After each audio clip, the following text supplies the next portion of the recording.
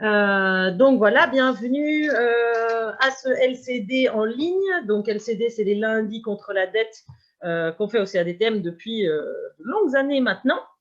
Je ne sais pas, vu que je ne vous reconnais pas pour les personnes qui ont des noms anonymisants, je ne sais pas si je vous connais. Donc, est-ce que tout le monde connaît le CADTM? Donc, si vous ne connaissez pas le CADTM, vous pouvez mettre un petit mot dans le chat. Et dans ce cas-là, je ferai une explication plus approfondie. Donc voilà, si vous ne connaissez pas le CADTM, n'hésitez pas à mettre un mot dans le chat. Et si vous venez de loin, d'ailleurs, vous pouvez aussi le mettre. Comme ça nous donne une idée de si on est entre liégeoises ou si justement il y a plus de monde d'ailleurs. Donc voilà, donc je vois rien dans le chat. Donc a priori, tout le monde connaît le CADTM, c'est super. Je vais quand même dire 2-3 mots pour remettre en contexte et pour expliquer pourquoi on a voulu faire le LCD sur ce thème-ci aujourd'hui. Donc, comme j'en déduis, vous le savez, le CADTM a, il y a quelques années, changé de nom et décidé d'élargir, enfin, avait déjà décidé d'élargir ses thématiques et son champ d'action, donc notamment pour ne plus seulement s'attaquer aux dettes illégitimes, odieuses, insoutenables, illégales des pays dits à l'époque du tiers-monde, mais pour s'attaquer à toute une autre série de dettes illégitimes, dont les dettes privées, dont les dettes paysannes font partie, et également pour s'intéresser à d'autres formes de dettes comme les dettes écologiques, dont on va aussi un peu parler aujourd'hui, et aussi pour s'intéresser à des questions qui touchent le Nord global, notamment depuis la crise financière, où on voit des mécanismes comme ceux appliqués auparavant via les plans d'ajustement structurel se reproduire à travers les mesures d'austérité. Attends, excusez-moi, je dois laisser des participantes rentrer. Et donc voilà, donc on voit se reproduire des mécanismes d'accaparement des richesses et de transfert de richesses du nord au sud, des pauvres vers les riches, se répéter via toute une forme, enfin d'autres formes de dettes.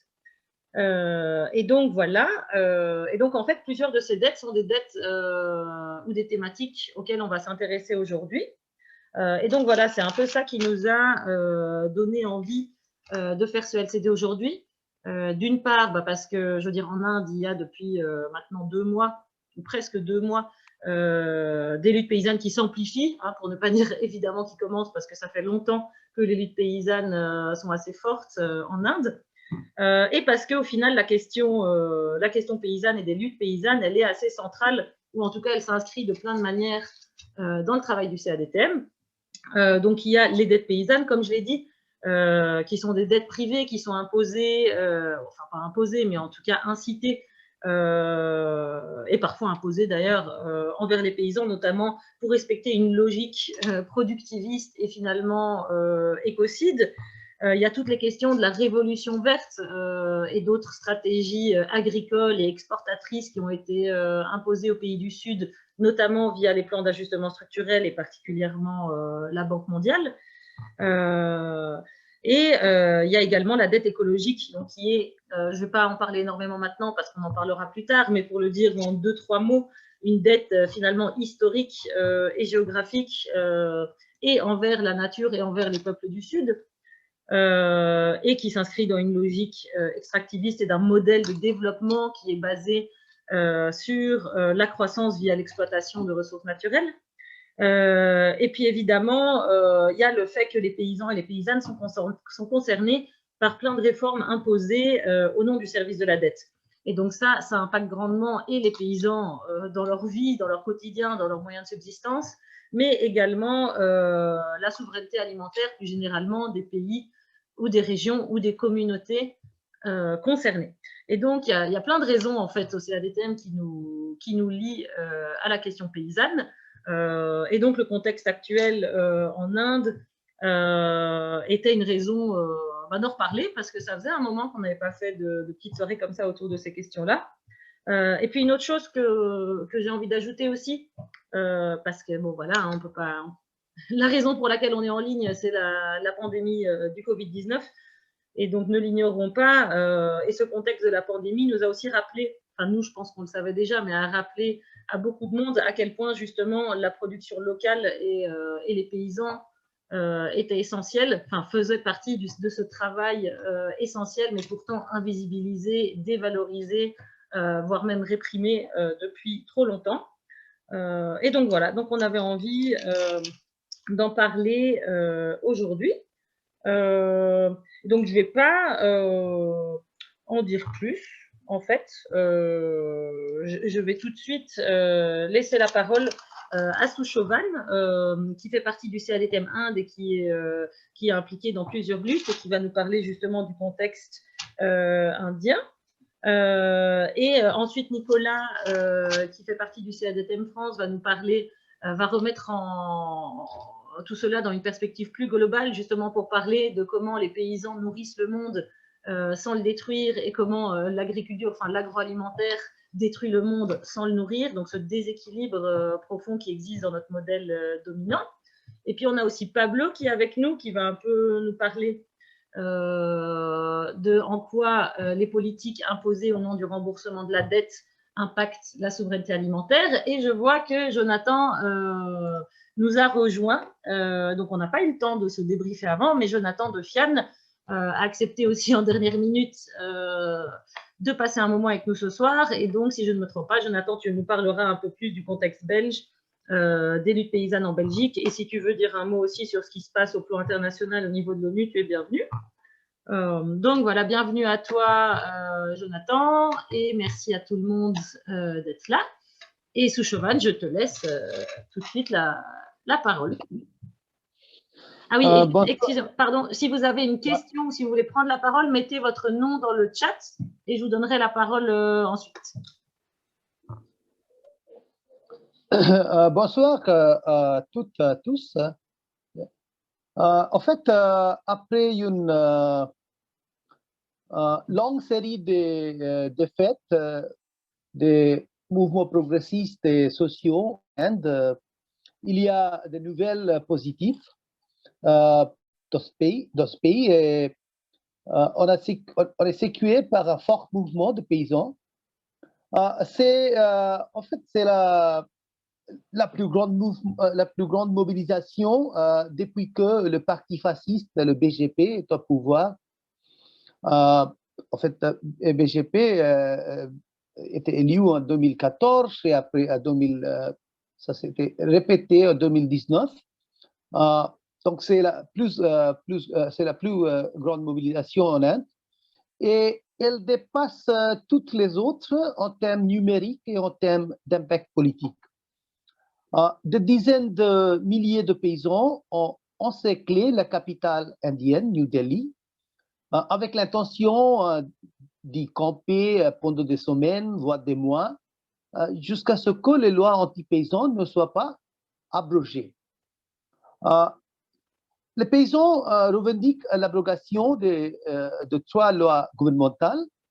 La première, la loi sur la promotion et la facilitation du commerce des produits agricoles. La loi sur l'accord de la garantie des prix et les services agricoles. Et la troisième, la loi sur les produits essentiels. Pour la dernière loi, il y a un amendement sur la loi sur les produits essentiels, ça veut dire 14 produits de base comme le riz, le blé, le sucre, etc., qui doivent être distribués avec un contrôle des prix par le gouvernement.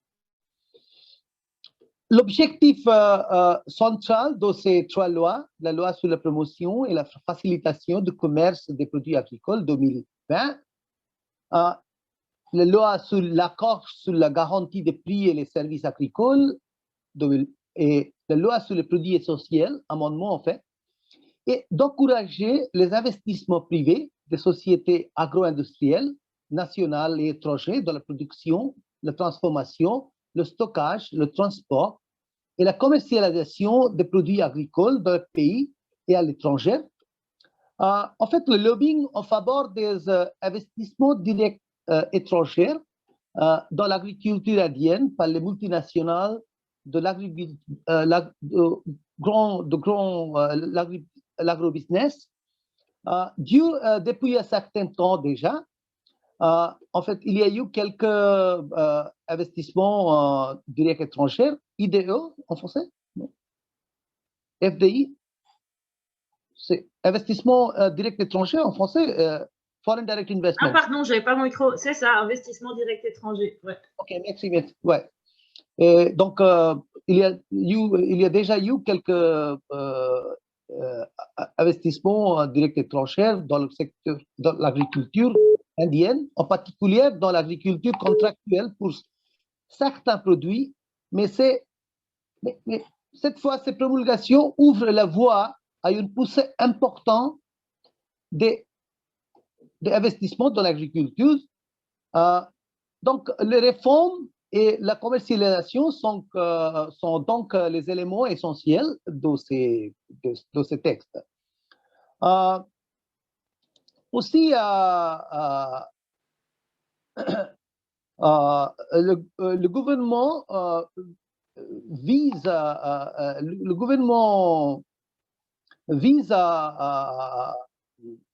en fait, le programme agraire d'actuel gouvernement du parti de BGP vise à soutenir l'entrée des grandes sociétés agro-industrielles, en particulier celles proches du parti au pouvoir, ça veut dire proches du parti au pouvoir, dans l'agriculture indienne, et à affaiblir davantage la structure déjà affaiblie de la dévolution fédérale de pouvoir économique et politique en Inde, et en course d'élaboration. Donc, ce sont les 3 lois contre lesquelles les paysans protestent aujourd'hui. Et en Inde, le gouvernement achetait des produits agricoles aux paysans avec un prix garanti. S'appelle Minimum Support Price. C'est MSP, au Minimum Support Price, c'est supposé d'aider les paysans à vendre leurs produits à un prix fixé par le gouvernement. Les manifestants s'opposent au démantèlement de cette mesure, notamment au nord de l'Inde, nord du pays, au Punjab et Haryana. Et le mouvement s'est maintenant étendu à l'ouest de l'Inde, dans les provinces comme, des autres provinces au nord comme Uttar Pradesh et Rajasthan. Donc, on voit plus au large une grande mobilisation de paysans au nord du pays qui ont encerclé la capitale de Delhi. En fait, ils ont entré dans la capitale le 26 janvier, le jour de la République. Il y avait des confrontations, beaucoup d'arrestations. Il y a un grand débat sur ça. Donc, pourquoi cette manifestation se limite au nord du pays? Il se limite au nord du pays parce que cette loi est de facto démantelée. En fait, cette loi, c'est déjà de facto démantelée dans la plupart des régions, mais a été maintenue dans le nord, notamment au Punjab et Haryana, parce qu'elles sont le laboratoire de la révolution verte, en fait, voulue par la Banque mondiale depuis des années de 80, 70, 73, 74, 75, en fait, poussée, voulue par la Banque mondiale pour la production, pour l'augmentation de la production agricole et l'entrée de grands business, etc. Donc, il y a un grand colère contre le démantèlement aussi des mandis. Mandis, ça veut dire des marchés ruraux traditionnels où on achète et on vend les produits agricoles habituellement. Donc, voilà les raisons immédiates de la révolte paysanne. Mais c'est que le parti émergé de l'iceberg. Les protestations actuelles sont une expression contre la crise plus large dans le secteur agricole depuis l'imposition de politique de l'économie, de politique néolibérale, de l'économie néolibérale, au début des années 90, je vous donne un chiffre intéressant. Hein. Il y aurait plus de 300 000 suicides des paysans en Inde dans les 25 dernières années.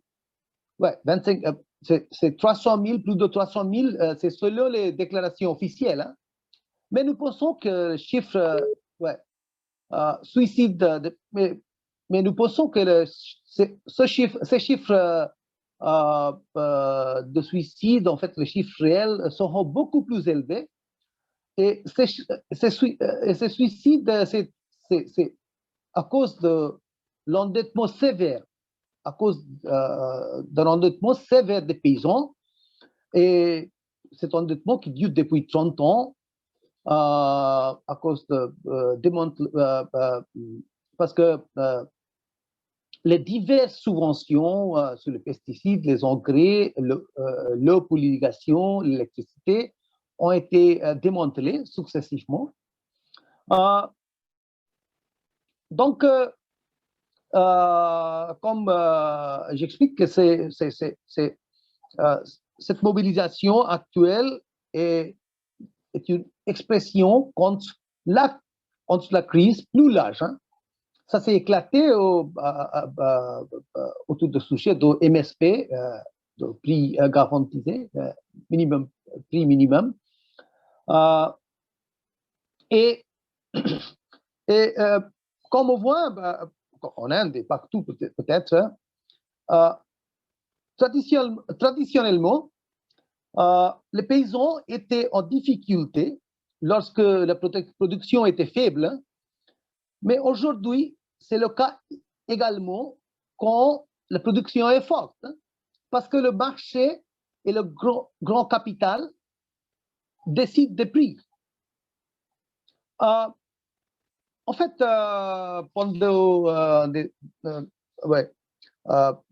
maintenant, autour de Calcutta, où j'habite, il y a une grande production de pommes de terre cette année. Il y a une très grande production de pommes de terre et la production s'annonce importante depuis quelques semaines. Alors, mais les paysans, ils ont peur qu'il y ait une énorme chute de prix. Hein. Donc, ce sont les raisons qui affaiblissent l'agriculture indienne.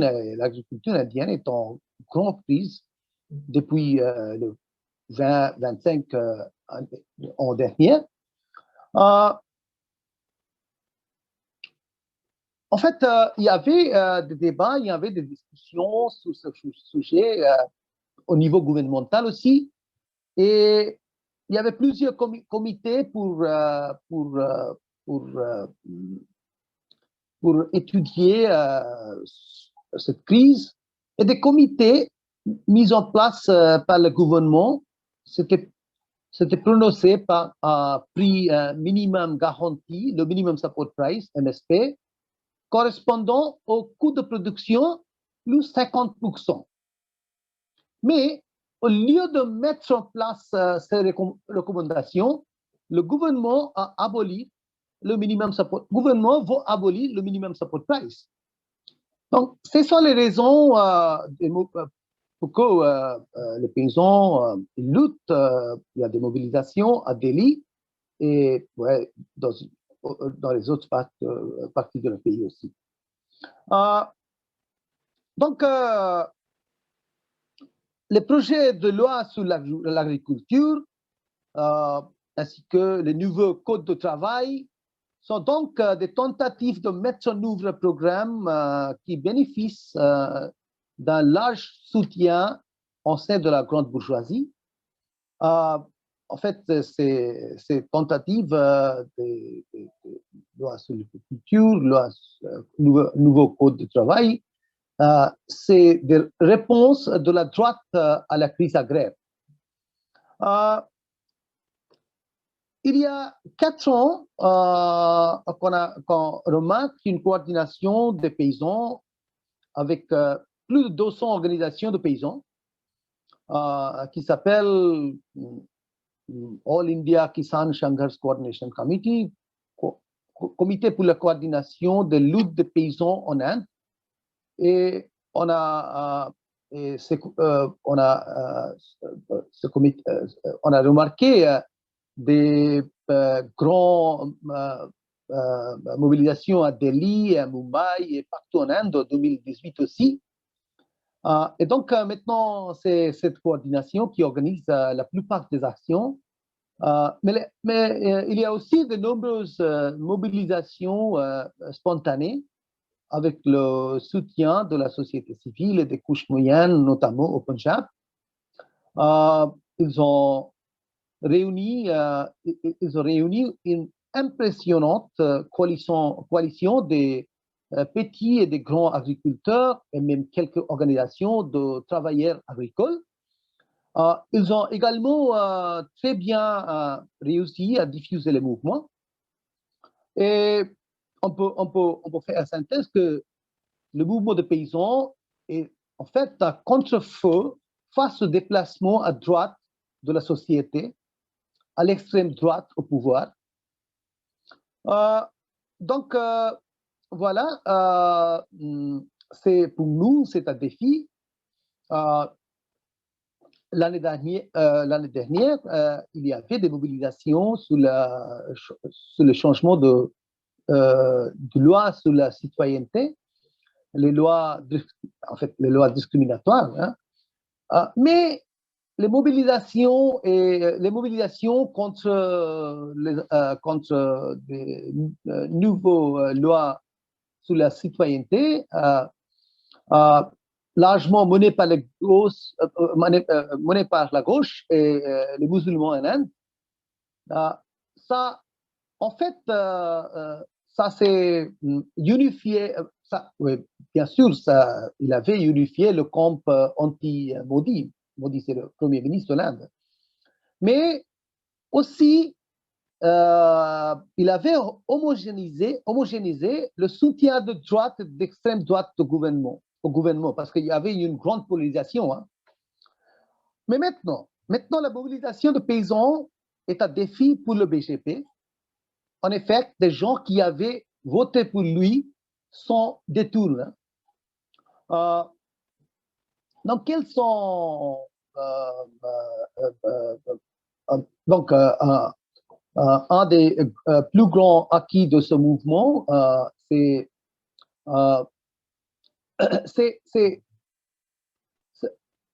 le mouvement, les impacts de mobilisation de mouvements paysans, c'est pas limité au secteur agricole, mais ça peut donner confiance et provoquer des mobilisations des ouvrières, femmes, des autres secteurs de la société. Il y a en fait actuellement des mobilisations ouvrières, mais qui sont trop faibles, hein, trop divisées pour faire face au gouvernement. Et pour résumer, c'est oui, pas... Il te reste 2-3 minutes pour conclure. Ouais.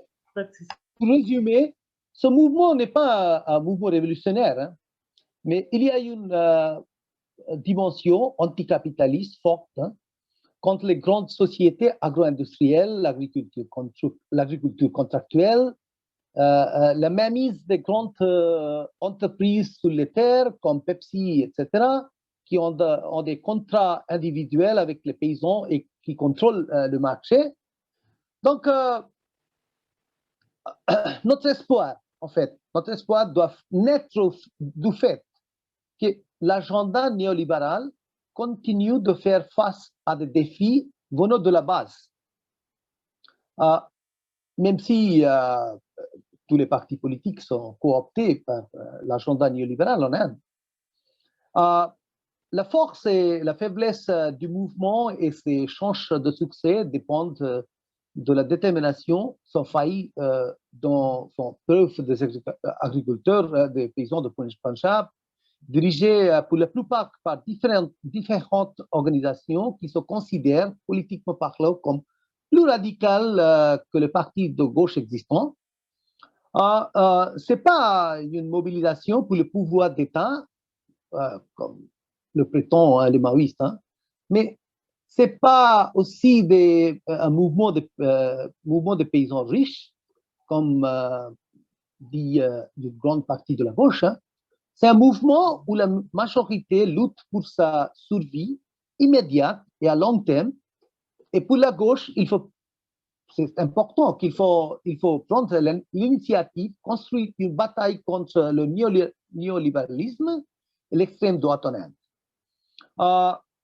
Notre orientation doit être d'approfondir et de renforcer l'exemple de démocratie réelle, donc, en fait, montré par l'agitation des agriculteurs. En fait, plus encore qu'on suborne de l'étape par le BGP, c'est la faiblesse actuelle de la réponse de classe ouvrière au mouvement paysan, qui est le signe le plus inquiétant pour le moment. Donc, je m'arrête ici. Merci beaucoup. Je m'arrête ici. S'il y a des questions, je les réponds. Merci. Merci à toi pour ce topo qui était super intéressant et espérons effectivement que ce mouvement ne perd pas de sa dimension politique radicale avec le temps. Et donc voilà, comme a dit Sushova, n'hésitez pas à mettre votre nom dans le chat si vous voulez prendre la parole ou à écrire une question et je la lirai moi-même si vous ne voulez pas. Et donc je passe tout de suite la parole à Nicolas pour la suite. Merci encore, Sushova.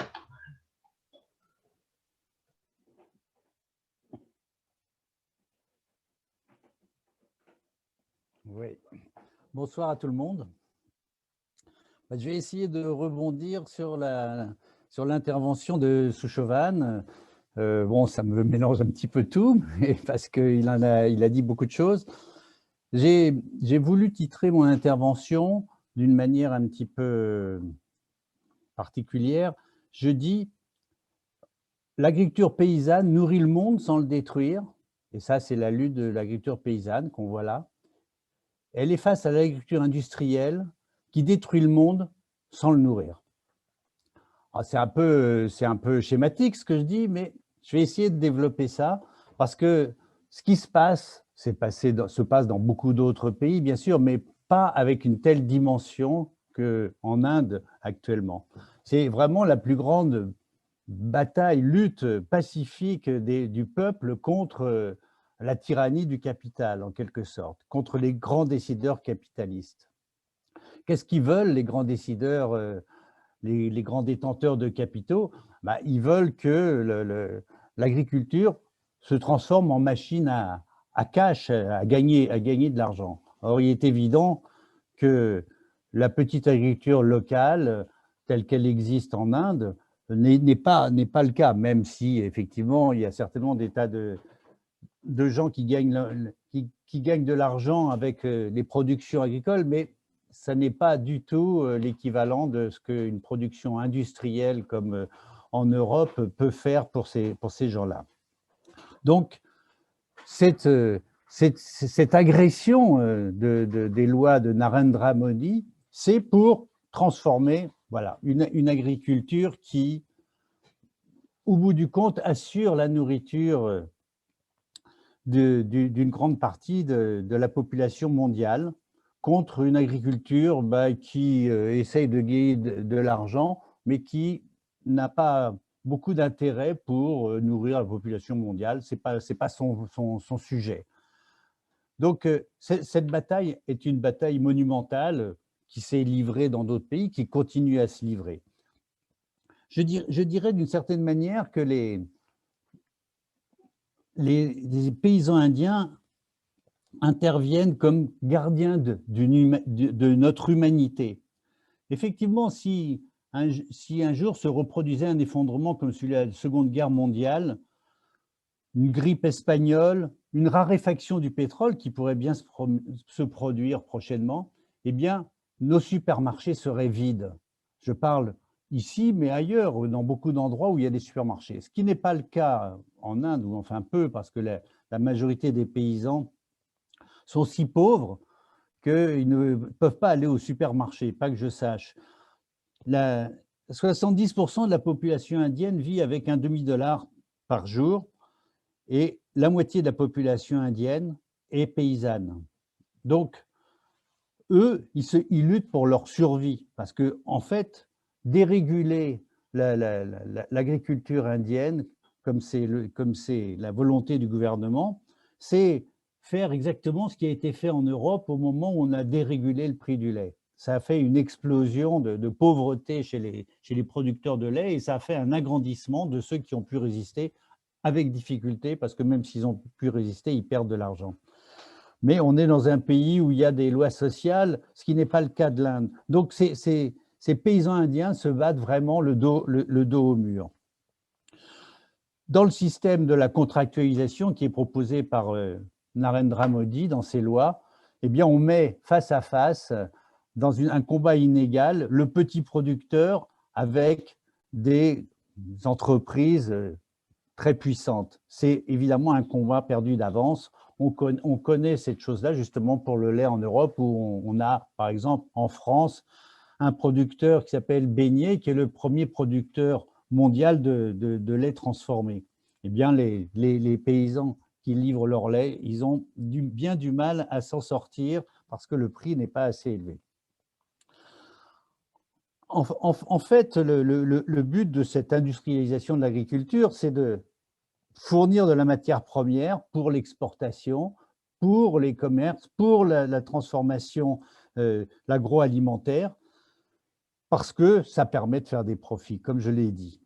Donc, c'est un capitalisme sauvage qui prône ces lois scélérates et qui demande en fait le sacrifice de l'agroécologie paysanne, en oubliant totalement la sécurité alimentaire, et on le voit avec les répressions policières.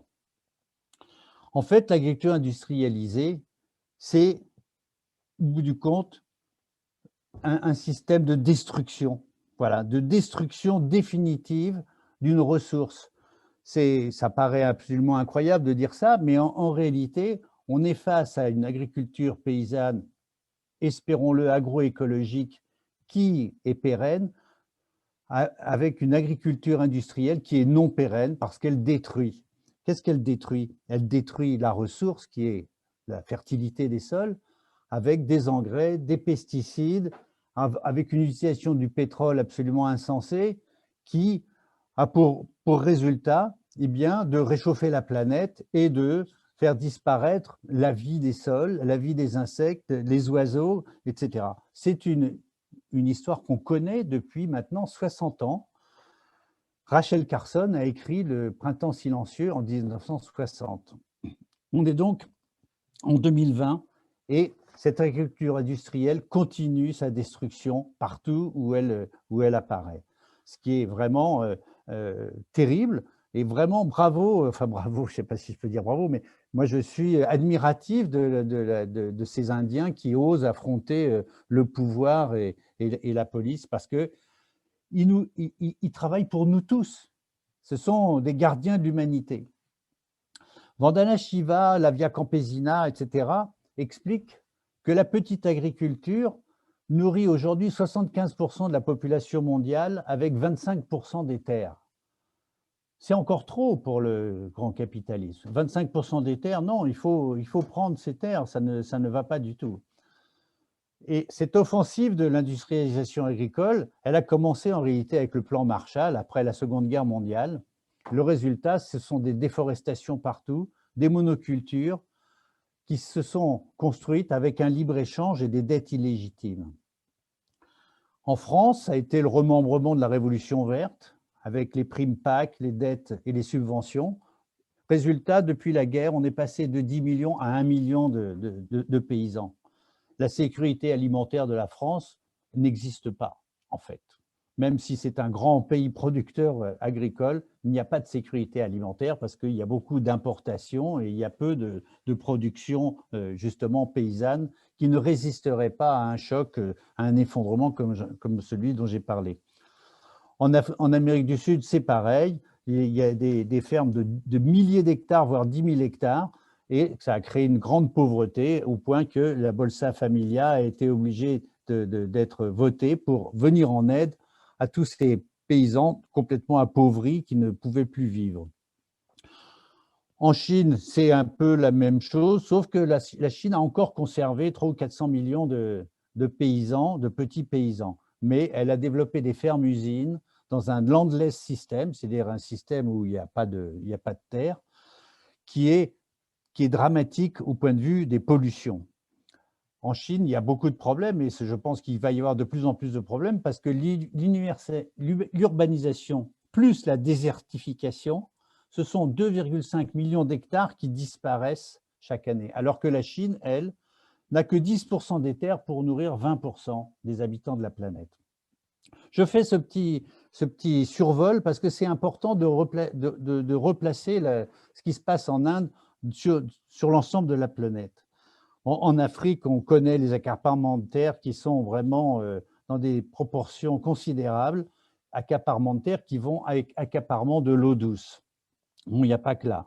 Et là, c'est aidé par la Fondation Gates, avec la promotion des OGM et de l'agriculture productiviste, en parallèle avec le FMI, la Banque mondiale, l'Agence française de développement, des entreprises capitalistes comme Bolloré, etc. Les paysans sans terre, leur nombre croît et les bidonvilles croissent avec. Voilà, comme à Kibera, à Nairobi, le plus grand bidonville d'Afrique. C'est vraiment une catastrophe. C'est quelque chose d'incroyable qu'on ne puisse pas résister à cette agriculture productiviste qui détruit tout. Parce qu'en fait, cette agriculture, elle produit beaucoup d'externalités négatives. C'est pour ça qu'elle peut exister. Elle ne pourrait pas exister si elle assumait tout le négatif de ce qui se passe.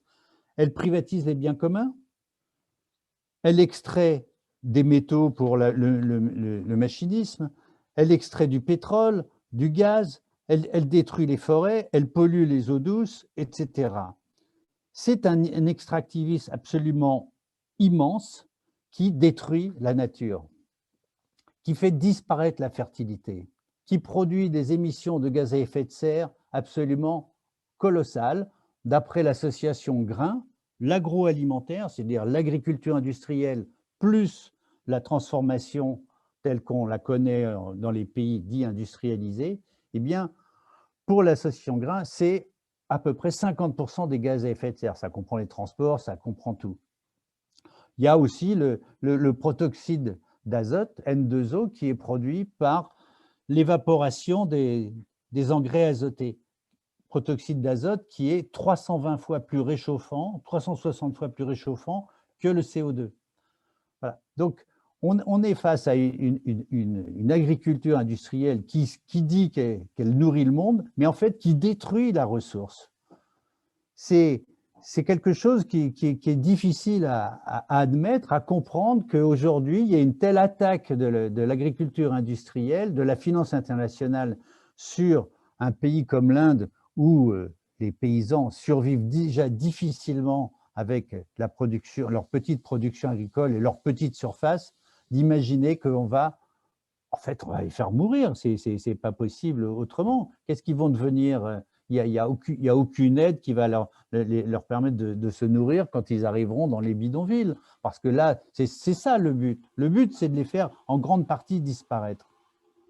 Je voudrais dire une chose pour finir. La production industrielle, agricole, dit qu'elle est très efficace. Elle dit qu'elle est beaucoup plus efficace. C'est pas vrai. D'abord, c'est pas vrai. C'est pas vrai, elle n'est pas plus efficace. En fait, on sait que la production d'une petite agriculture en agroécologie est beaucoup plus efficace, ne serait-ce que parce qu'elle ne produit pas d'externalités négatives, mais en plus parce qu'on ne prend pas en compte la valeur nutritive de ce qui est produit par la petite agriculture à surface égale. Et là, dans l'agriculture industrielle, il y a une baisse substantielle de la valeur nutritive. Alors, on parle de quantité produite, de millions de tonnes, etc. Mais est-ce que c'est capable de nourrir les populations? Eh bien, de moins en moins. L'ensemble des externalités négatives dont j'ai parlé, pour cette agriculture industrielle, on appelle ça, c'est la somme de ça, on appelle ça la dette écologique. bon, je vais pas développer cette histoire de la dette écologique, mais c'est une dette qui s'accumule et qui va être payée par qui? Par les générations futures, évidemment, parce que si les terres perdent leur fertilité, comme c'est le cas, comment vont manger les générations futures? Comment vont-elles pouvoir produire quand il n'y aura plus de pétrole ou que le pétrole sera hors de prix avec des terres qui ont perdu leur fertilité, des terres qui ont perdu la partie vivante, hein, parce que la fertilité, c'est du vivant, et bien les terres, aujourd'hui, dans l'agriculture industrielle, elles sont mortes.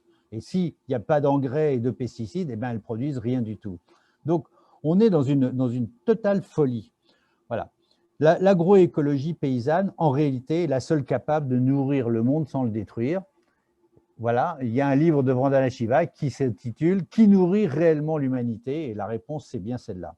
Je voudrais terminer sur quelques lignes écrites par Derrick Jensen, qui essaye d'exprimer la catastrophe de la course au profit dans l'agriculture. Il écrit « À court terme, l'accumulation de richesses est un signe de réussite.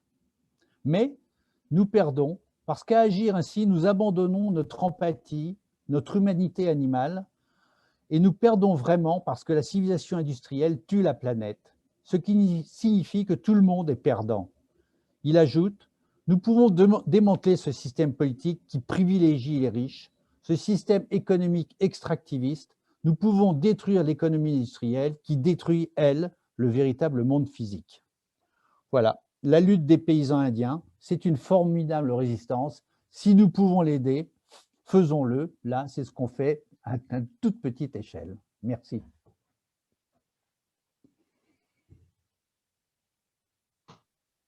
Merci à toi, Nicolas, pour ce rappel essentiel qui a bien simplement démontré l'absurdité du système agroalimentaire aujourd'hui. Et donc, je vais laisser la parole à Pablo, qui va un peu justement nous parler de mais comment est-ce qu'on en arrive à imposer ça partout. Une des raisons, enfin en tout cas une des raisons qui permet d'imposer ces politiques-là, c'est l'endettement de nombreux pays. Et donc, je laisse la parole à Pablo pour nous en dire un peu plus là-dessus. Merci, merci.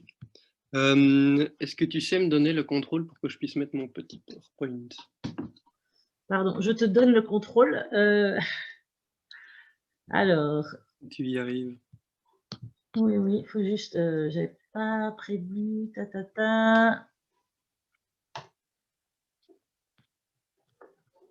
Voilà, normalement, c'est bon. Est-ce que tu peux… Ah ben non. Ah, si. C'est bon? Est-ce que vous voyez mon petit PowerPoint? Ah, non, attends. Moi, je ne le vois pas. Ah, voilà. Voilà. Super, merci.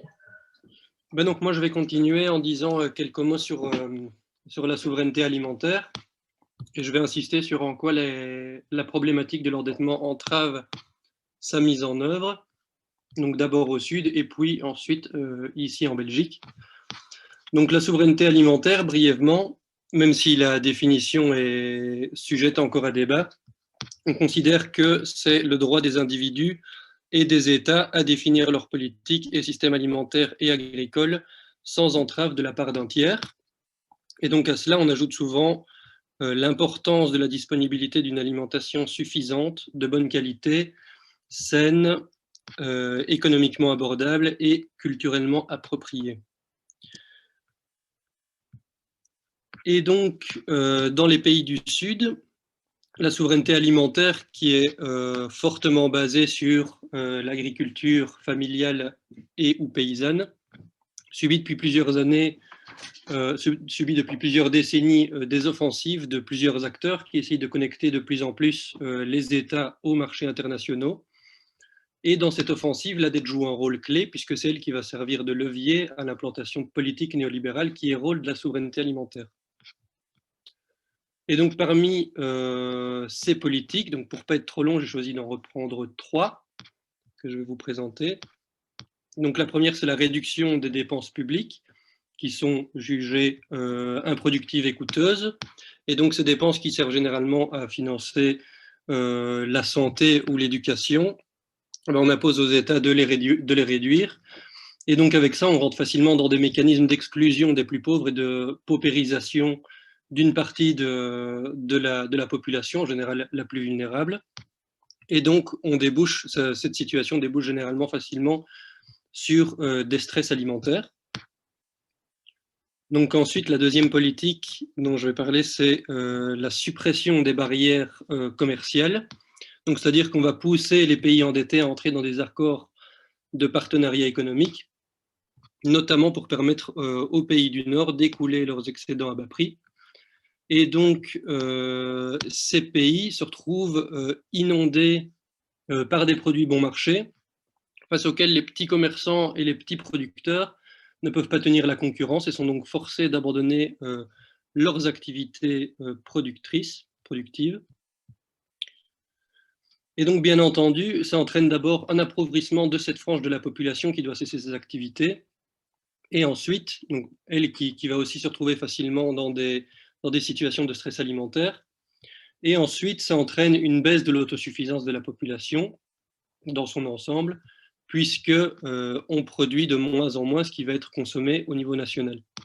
Et donc, par rapport à ça, il y avait un exemple assez récent qui avait été mis en avant par c'était SOS Fin et le CNCD, je pense, qui alertait sur le fait que la Belgique exporte ses pommes de terre vers le Pérou qui est le pays d'origine des pommes de terre.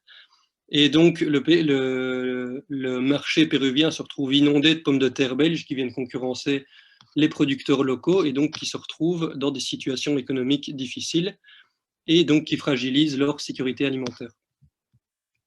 Ensuite, on a les politiques d'exportation, c'est-à-dire qu'on va pousser un pays endetté à concentrer son économie sur la production et ou l'extraction d'une ou deux matières premières qui seront ensuite exportées sur les marchés internationaux. Et donc cette logique, c'est-à-dire que les pays doivent vendre sur les marchés internationaux pour recevoir des dollars en retour, qui vont ensuite leur permettre de rembourser leurs dettes. Et donc c'est comme ça qu'on se retrouve avec des pays comme le Burkina Faso. Par exemple, le Burkina Faso a son économie qui est fortement concentrée sur l'exportation de l'or. Avant, c'était le coton, aujourd'hui, c'est plutôt l'or. Et donc, en 2018, par exemple, pour le Burkina Faso, l'or représentait plus de 75% de ses exportations. Et si on y ajoute le coton et le zinc qui commencent à prendre aujourd'hui un peu d'importance, on monte à près de 90% de ses exportations. Donc, je prends l'exemple du Burkina Faso, mais on pourrait aussi parler du Nigeria qui concentre plus de 90% des exportations sur le pétrole et le gaz, ou du Pérou dont je parlais tout à l'heure, un petit peu avant, qui concentre 75% de ses exportations en minerais et en or. Et donc, puisque ces pays délaissent peu à peu la production de biens qui doivent servir à nourrir leur population, eh bien, ils doivent compenser en important de plus en plus de marchandises. Et donc, comme ils dépendent des exportations pour financer leur fonctionnement et des importations pour nourrir leur population, ils sont extrêmement dépendants vis-à-vis des marchés internationaux et de la bonne santé économique des pays avec lesquels ils commercent. Et ça veut dire que si demain il y a un choc qui soit d'ordre économique, social ou climatique qui vient perturber ces échanges, et ben ces pays se retrouvent, on peut le dire, dans la mouise. Et donc c'est ce qui s'est passé en 2008 avec les émeutes de la faim, mais aussi en 2011 quand, par exemple, les prix des denrées alimentaires de base comme le riz, le maïs ou le blé ont explosé sur les marchés internationaux. Et donc les populations qui dépendent fortement des importations de ces denrées se sont retrouvées dans des situations de stress alimentaire énormes. Et c'était notamment le cas du Burkina Faso, des pays du Sahel, etc.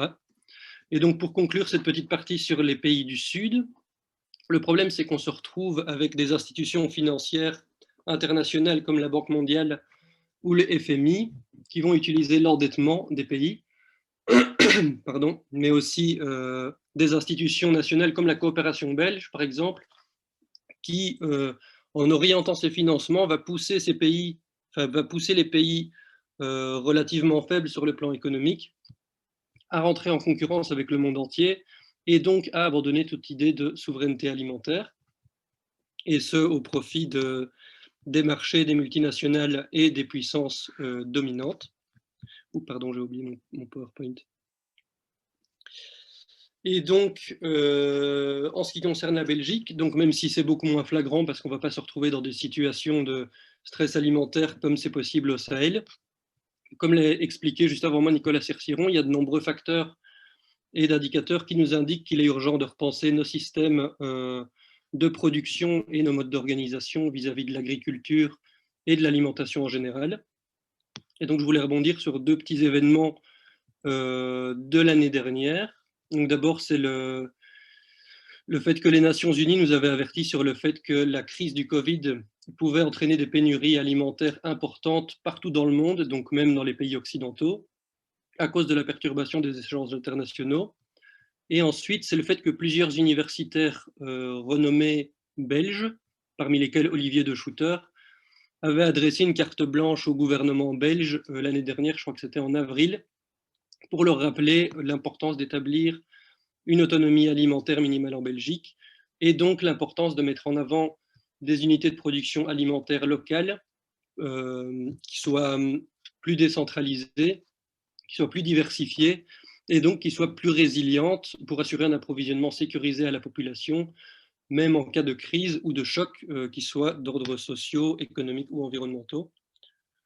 Et donc ici, même si on parle plutôt de sécurité alimentaire, plutôt que de souveraineté alimentaire avec laquelle j'ai commencé, le problème est le même, puisque pour définir des politiques qui vont nous permettre d'avoir une sécurité alimentaire, il faut qu'on dispose d'assez de souveraineté pour pouvoir définir ces politiques, ces projets ou ces plans d'action.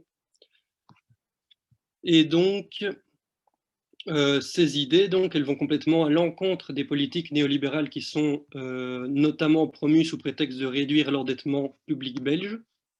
Et alors qu'il faudrait concentrer les efforts sur la promotion des petites exploitations agricoles, donc comme j'ai dit, décentralisées, plus diversifiées, plus résilientes, et comme l'a dit Nicolas Cerciron, qui sont souvent plus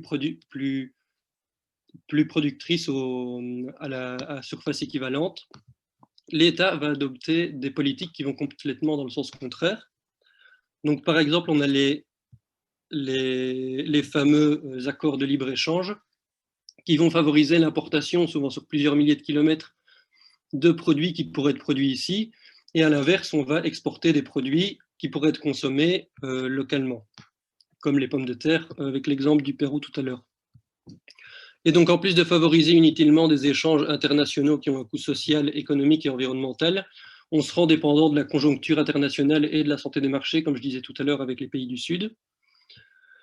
Et comme dans cette logique, l'agriculture n'est pas une source de bien-être et de services, mais une source de profit, la production agricole est intensifiée de manière à pouvoir en sortir le plus de capital possible. Et ainsi, on va favoriser les grosses productions intensives et on sacrifie les petites exploitations décentralisées qui apportent pourtant de nombreux avantages. Ensuite, comme autre exemple de politiques qui nous sont imposées sous prétexte de réduire l'endettement public belge, on a le fait que, au lieu d'organiser des financements de la transition dont je viens de parler vers d'autres modes de production et vers le soutien des petites exploitations, l'État va agir au nom de la concurrence et va procéder à des allègements fiscaux sur les grandes entreprises, donc notamment les entreprises agroalimentaires qui gagnent du terrain, et à contrario va augmenter le poids fiscal sur les épaules des PME et des petites exploitations agricoles. Et donc de la même manière, en pratiquant l'austérité, l'État va réduire ses dépenses publiques, comme il conseille de le faire au Sud, et alors que pourtant ces dépenses publiques sont aujourd'hui cruciales pour nous permettre de réfléchir et de nous organiser face aux défis qui nous attendent, qui concernent notre alimentation ou non. Et donc même si en présentant ces trois politiques, je suis loin d'être exhaustif, ces trois axes politiques ont déjà un rôle énorme dans le fait qu'en Belgique, ce sont en moyenne 41 fermes qui disparaissent chaque semaine. Et donc, c'est en général des petites fermes et des petites exploitations qui soit disparaissent purement et simplement, ou alors qui sont phagocytées par des plus grandes. Et donc à ça, on peut ajouter que que d'autres politiques d'austérité mises en place dans le but de lutter contre l'endettement, comme par exemple la restructuration des réglementations du travail, peuvent entraîner une précarisation et donc un appauvrissement d'une partie de la population. Et donc cette partie de la population qui devient plus pauvre aura plutôt tendance à avoir le réflexe de se tourner davantage vers les grandes enseignes et leurs produits réputés peu chers, plutôt que de s'investir dans des coopératives et de consommer local. Donc en résumé, toutes ces politiques néolibérales participent à instaurer un climat qui n'est absolument pas favorable à l'émergence de projets visant l'autosuffisance et la souveraineté alimentaire belge. Et donc, pour conclure, de manière générale, tant au nord qu'au sud, les politiques néolibérales sont souvent imposées sous prétexte de réduire l'endettement public, et ces politiques entraînent un recul de l'État, État qui est pourtant crucial pour appuyer les politiques promouvant la sécurité et la souveraineté alimentaire. Et donc, à la place, on laisse davantage de place à la logique du marché et de la concurrence qui prédomine et qui ne laisse que peu de place aux politiques et aux projets qui sortent des dictats du marché et qui sont plutôt centrés sur le bien-être et la coopération, comme par exemple l'agriculture paysanne dont a parlé Souchovanne et Nicolas Cerciron. Et donc, maintenant, je vais laisser la parole à Jonathan de Fienne. Oui, merci Pablo, tu as fait un topo super qui permet de rappeler plein des raisons pour lesquelles on milite pour l'abolition de ces dettes qui sont illégitimes, on l'a bien compris, mais surtout vraiment un danger pour la survie de l'humanité et des paysans sur cette planète et des écosystèmes. Donc voilà, sur ce, je laisse la parole à Jonathan pour compléter. Et je vois que tu as vu dans le chat, Jonathan, qu'il y avait une petite question sur la Wallonie et également une intervention qui parle de la PAC, qui dit que c'est la raison pour laquelle les petits agriculteurs ne s'en sortent pas. Donc, si tu veux par ailleurs dire un mot là-dessus, tu es bienvenu. Et donc, je te laisse la parole. Voilà. Et tu as déjà partagé ton PowerPoint, c'est parfait.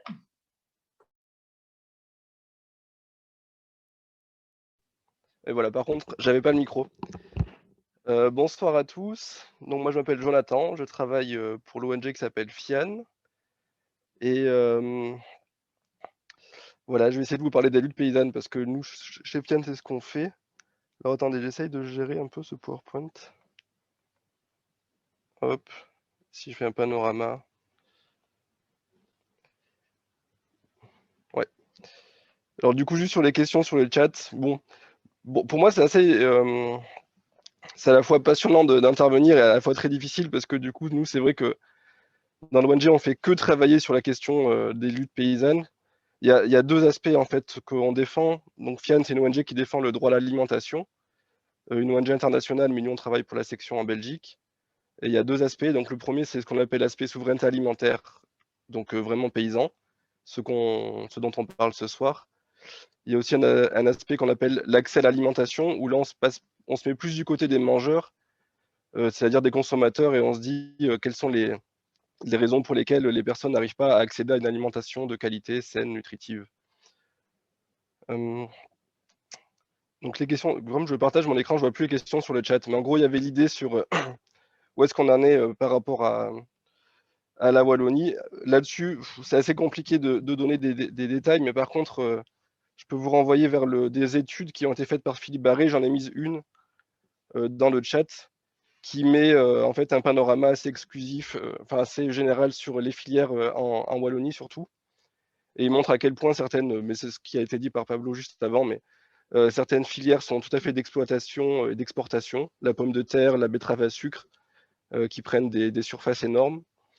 L'élevage prend aussi beaucoup de surface et les céréales également. Et une donnée qui peut être intéressante dans ce cadre-là, c'est que 70% des céréales qui sont produites en Wallonie le sont à destination du bétail. Donc c'est aussi, il ne faut pas forcément compter la production céréalière comme bonne à la consommation.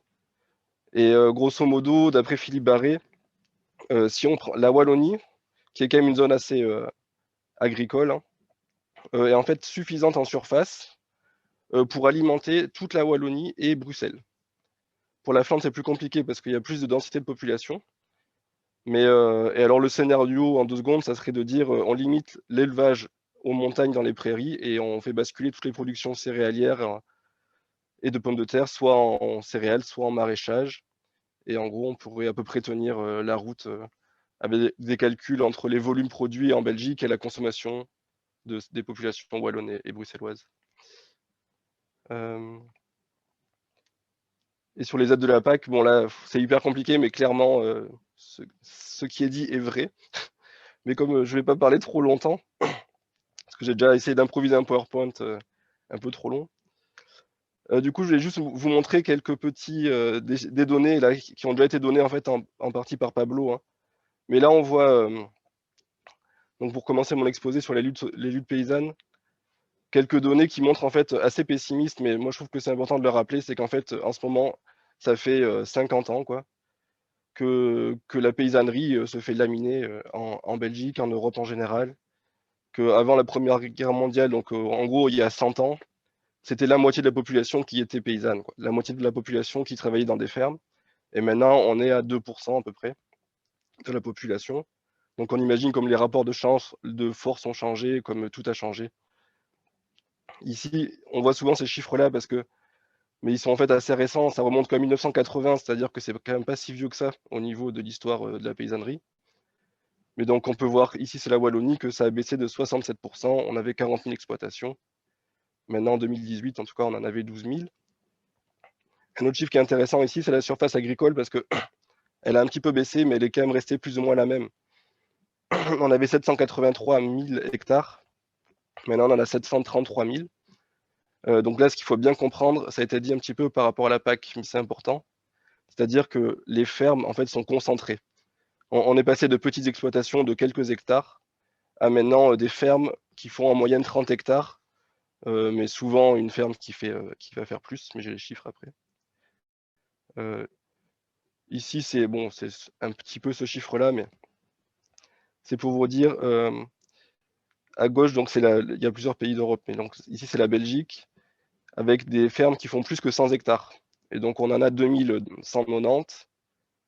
Ça représente 5,8% des fermes en Belgique et ça représente 25% de la surface des fermes. Et en fait, c'est ces fermes-là qui concentrent l'attention, les ressources de la PAC, parce que comme ça a été dit, donc la PAC, c'est la politique commune agricole européenne, et elle distribue les aides en fonction des hectares. Donc si on a 1 hectare, on touche à peu près 1 000 euros. Si on a 2 hectares, c'est 2 000 euros. Si on a 100 hectares, voilà, c'est... Bon, je compte pas très bien, mais c'est peut-être 10 000 euros, quoi. Et en gros, on considère que les aides de la PAC, ça correspond aux revenus nets des paysans dans les exploitations. Donc ça correspond à leur salaire, quoi. Et donc évidemment, pour les paysans qui ne touchent pas à la PAC, qui ont des petites exploitations de 1 hectare, eux, ça correspond à rien du tout. Et ça, c'est une des grosses inégalités sur le secteur. Et voilà. C'est une des luttes, en fait, je voulais en parler après, mais c'est une des luttes qui ont lieu en ce moment, parce que là, on est dans la réforme de la PAC depuis 2020. Donc une des grandes luttes, c'est de réussir à rééquilibrer la distribution des aides de la PAC, qui correspondent, c'est 34 milliards d'euros par an en Europe. Mais c'est surtout une politique qui, en fait, oriente la totalité de l'industrie européenne, et en partie cullier vers de l'exploitation pour l'exportation. L'idée de concentrer les terres, c'est tout simple, hein, on fait des grandes exploitations, on y applique les recettes de la révolution verte, donc la chimie, la mécanisation, des travaux, des tracteurs. Et avec ça, on se retrouve avec un paysan qui arrive à gérer 100 hectares. Donc ça, c'est un des objectifs spécifiques, et c'est l'objectif principal de la PAC, c'est ce qu'ils appellent l'intensité en main-d'œuvre. Donc l'idée, c'est que l'intensité en main-d'œuvre soit la plus basse possible. On veut pas de travailleurs, on veut une énorme productivité par paysan, quoi. Voilà. Ici, c'est un autre graphique. C'est les revenus des agriculteurs en Belgique. Et donc, bon, voilà, hein, pour passer vite fait, mais en gros, il y a 40% qui touchent moins de 1 000 euros et 70% qui ont moins de 1 500 euros. Donc, bon, en gros, 30% qui s'en sortent bien. faut pas oublier qu'un agriculteur, ça travaille pas 35 heures par semaine, ça travaille tous les jours, dimanche compris, ça prend pas de vacances. C'est des métiers vocation. Et les agriculteurs, c'est pas un métier, en fait, c'est un mode de vie. Et ils font ça tout le temps, quoi. Et donc, en fait, ils se retrouvent à gagner vraiment pas beaucoup. Il y a des calculs qui ont été faits à l'heure, et c'est vraiment très bas, c'est 4 ou 5 euros de l'heure, quelque chose comme ça. Ça, c'est important de le montrer aussi, parce qu'en fait, c'est pour mettre en exergue le fait que souvent on dit oui, mais il y a l'exploitation. Ça a été un petit peu dit par Nicolas, je crois, tout à l'heure. Il y a l'agroécologie, c'est pas très rentable. Par contre, l'autre, elle est super rentable. Mais en fait, l'agriculture industrielle classique de la révolution verte, elle n'est pas du tout rentable. Elle n'est pas rentable. Les paysans ne gagnent pas d'argent. Ils sont tous endettés. Bon, je n'ai pas le temps d'entrer dans les détails, mais en gros, ils gagnent très peu d'argent. Ils détruisent les écosystèmes. Les terres sont de moins en moins rentables parce que de plus en plus usées. En gros, les terres maintenant sont épuisées, donc on met plus d'engrais pour compenser. Mais donc les engrais, ça coûte cher. Donc plus on met d'engrais, plus ça coûte cher, moins l'exploitation est rentable. C'est des chaînes comme ça. Et donc en fait, ça profite à quelques-uns, mais globalement, ça ne marche pas du tout. Et sans les subventions de la PAC, ça ne marche pas du tout, quoi. C'est-à-dire que tout le monde s'écroule. Bon, finalement, j'ai un petit peu passé dans ce que je voulais dire ici, c'est-à-dire qu'est-ce qui fait que les paysans ont été laminés comme ça depuis des années. Donc révolution verte, j'en ai parlé. Un point important, c'est la domination dans la chaîne de valeur par rapport à la distribution. C'est-à-dire que maintenant, les paysans sont uniquement en fait des prolétaires. On parle de prolétarisation de l'agriculture, ce qui est un peu difficile à comprendre parce que souvent on voit l'agriculteur comme en fait un entrepreneur et lui-même se voit comme un entrepreneur indépendant, autonome, qui gère la terre, qui gère un domaine, qui est quelqu'un de tout à fait libre. Et ça peut être, c'est souvent aussi dans l'imaginaire maintenant un petit peu aussi néo-rural, la liberté dans la nature. Mais en fait, la plupart des agriculteurs sont vraiment dominés au niveau des prix, au niveau des volumes. Et donc, en fait, ils produisent ce qu'on leur demande de produire et dans les conditions qu'on leur impose, c'est-à-dire beaucoup de volume et une qualité assez faible. Ça, c'est important de le dire aussi. Et ça fait des années et des années que tous les syndicats agricoles, y compris les syndicats dominants industriels, se battent par rapport à ça et perdent, quoi. Bon, concentration des terres, j'en ai dit. Artificialisation des terres, ça c'est ce qui explique qu'on était passé de 786 000 à 733 000 hectares. C'est le grignotage progressif de l'urbain, des zones industrielles. Et ce que j'ai mis en souligné, ça s'appelle Occupons le terrain. C'est pour vous renvoyer à des luttes actuelles en Belgique. Et donc ça, c'est un collectif qui réunit de très nombreuses luttes qui ont lieu en Wallonie par rapport soit à de l'artificialisation, soit de la privatisation de terres publiques. Et pour l'instant, on compte une trentaine de groupes. Donc c'est souvent, par exemple, des forêts publiques qui vont être achetées par, bon, je pense à cet exemple-là, sur la commune de Chigny, un actionnaire de Solvay qui veut acheter un bois public qui fait 600 hectares, et donc pour faire un petit parc personnel chez lui, quoi. Donc c'est ce genre de luttes qui ont lieu en ce moment. Bon, l'exportation, tout le monde en a parlé avant, donc... Mais il y a quand même des aspects positifs, et ça, c'est ce que je voulais vous dire aussi. Des aspects positifs, il y a la revalorisation du mot paysan. Il n'y a pas très longtemps, il y a peut-être 20 ans, on ne parlait pas des paysans. En fait, on parlait d'agriculteurs, on parlait d'exploitants agricoles. Un paysan, en fait, c'était un arriéré, quoi. Et donc, il y a maintenant un retour du mot de paysan au sens de pays, c'est-à-dire que c'est la personne qui s'occupe de son pays, de son territoire. Et ça reprend sens, et je pense que c'est un truc important. Le rapprochement avec la ville. Donc ça, c'est un petit peu on ne sait pas si c'est bien ou pas bien, quoi. C'est-à-dire qu'une des grandes forces aujourd'hui de l'agriculture, c'est en fait son rapprochement avec la ville, c'est les circuits courts. En Belgique et en Wallonie, c'est le développement des ceintures alimentaires. Donc il y a celle de Liège qui est bien connue et qui est la plus aboutie.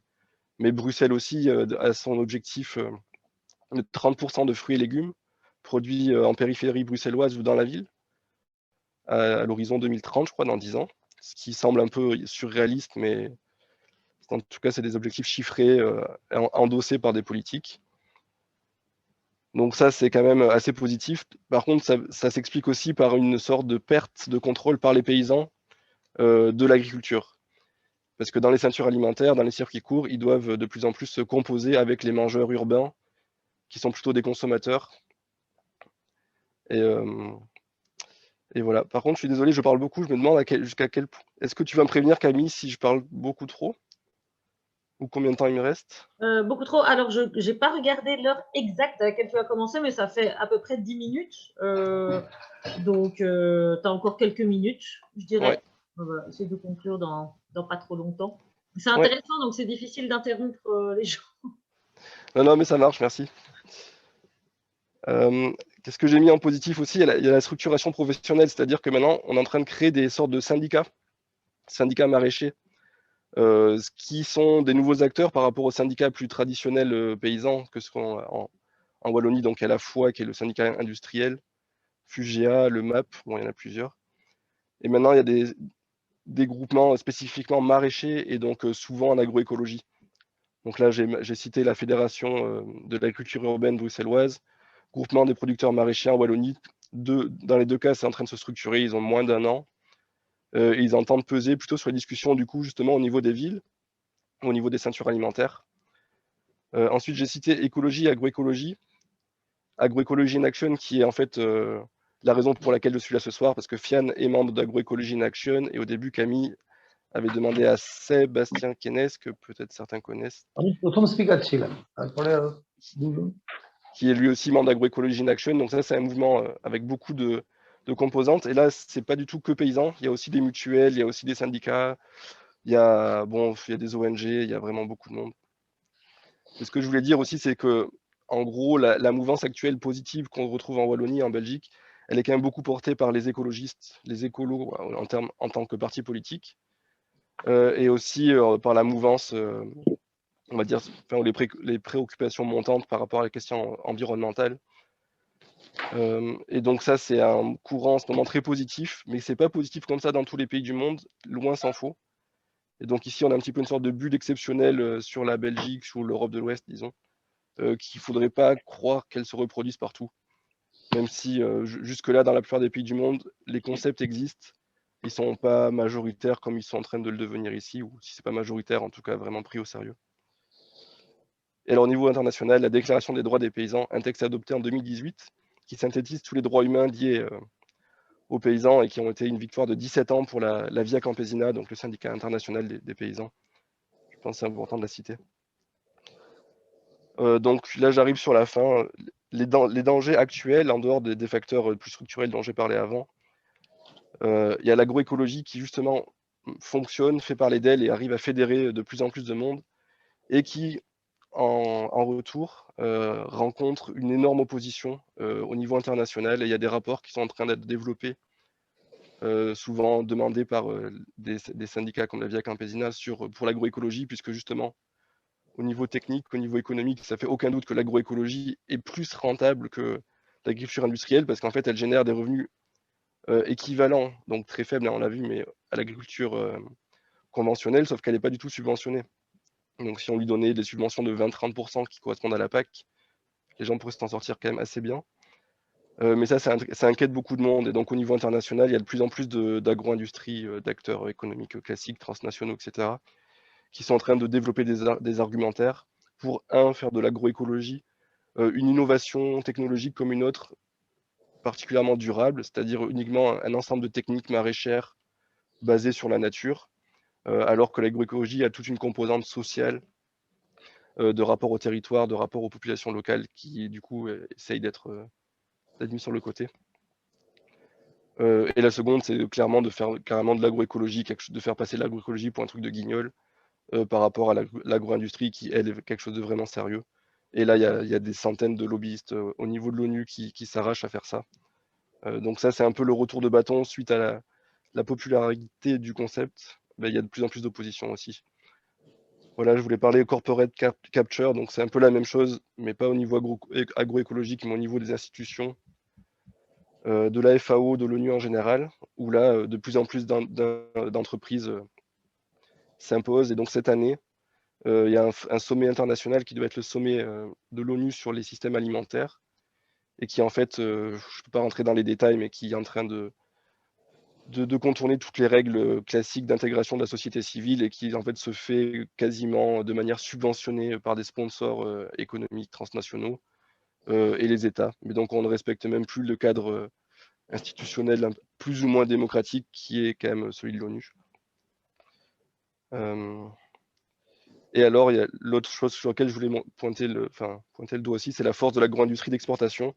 Parce qu'en fait, au niveau international, il y a aussi une recomposition avec les États-Unis qui sont beaucoup moins multilatéraux, l'Union européenne qui perd un peu en prestige et la montée d'acteurs comme l'Argentine, je mets le Brésil et la Chine.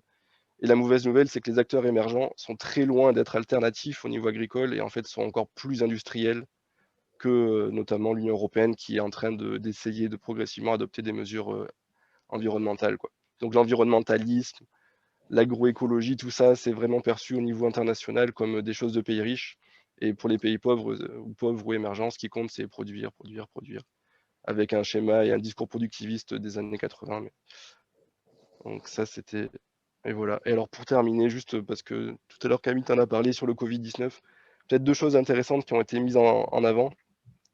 En France, quand ils ont fermé les frontières au printemps dernier, ils se sont rendus compte qu'il y avait 270 000 personnes qui s'occupaient des cueillettes, de la récolte des légumes, des fruits en France, et qu'il en manquait 200 000 en fermant les frontières. Et c'est quasiment que des contrats non déclarés au black. Et donc, en fait, la plupart de la France, qui est quand même un pays industriel, enfin, je veux dire, agricole majeur avec l'Italie. Donc, en fait, même ces pays-là qui sont largement exportateurs sont complètement dépendants d'une main-d'œuvre exploitée même sur les territoires européens. Et ça revient un petit peu à la critique qu'on peut faire au système conventionnel qui, soi-disant, marche très bien. En fait, ça marche parce que ça exploite beaucoup de monde, quoi. Et j'ai eu des témoignages, mais bon, là, c'est un peu quelque chose que je voudrais approfondir, mais des témoignages encore non prouvés a priori, d'exploitants agricoles flamands qui viendraient au petit château recruter des sans-papiers pour aller travailler dans les serres en Flandre. Et donc, tout ça avec des contrats au black et ce genre de choses. Donc, ça, c'est quelque chose qui est vraiment important à souligner. Et qu'il y a eu un retour au local avec la crise, donc plus de temps, parce que ça demande souvent du temps, les gazables, etc. Un besoin de sécurité, mais que c'est vraiment pas sûr que ça se concrétise. Voilà, désolé, j'ai un peu beaucoup parlé, mais j'ai beaucoup de choses à dire. Que si vous avez des questions, n'hésitez pas. Et sinon, déjà, merci de m'avoir invité et merci. Merci.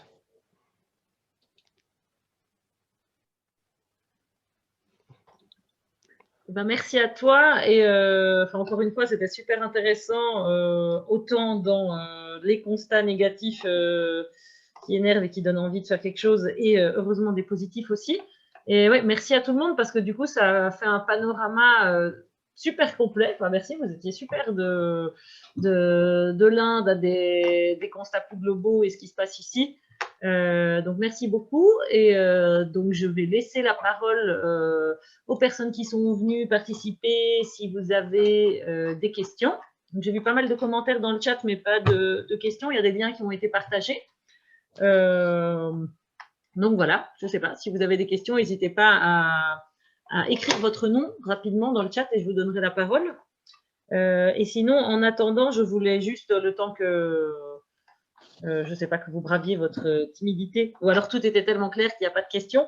Vous pouvez me mettre vos mails dans le chat si vous voulez recevoir ensuite l'enregistrement et être tenu au courant et être mis en lien surtout, et peut-être éventuellement après cette soirée. Et si vous ne voulez pas mettre votre mail dans Zoom, ce que je comprends, d'ailleurs on va essayer de passer à autre chose bientôt, vous pouvez m'écrire un mail à moi, donc c'est camille@cadtm.org. Et comme ça, on peut rester en lien après cette visio. Donc voilà, je vois qu'il n'y a aucune question. Ah.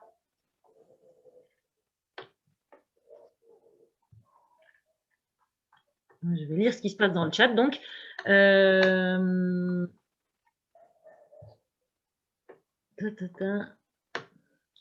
voilà, donc Sébastien s'adresse à Souchovan pour lui dire qu'il connaît absolument le contexte en Inde.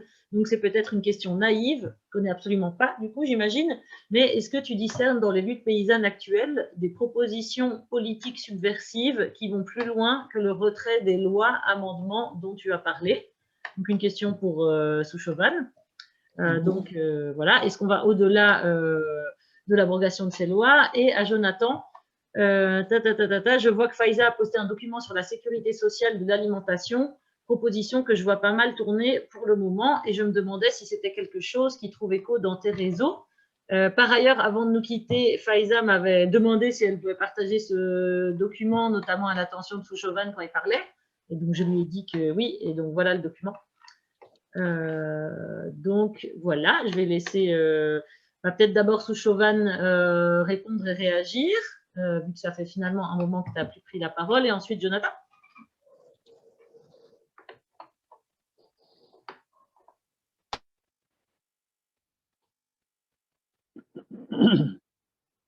Ouais. Ouais, la Ok. parole est à toi. Ok.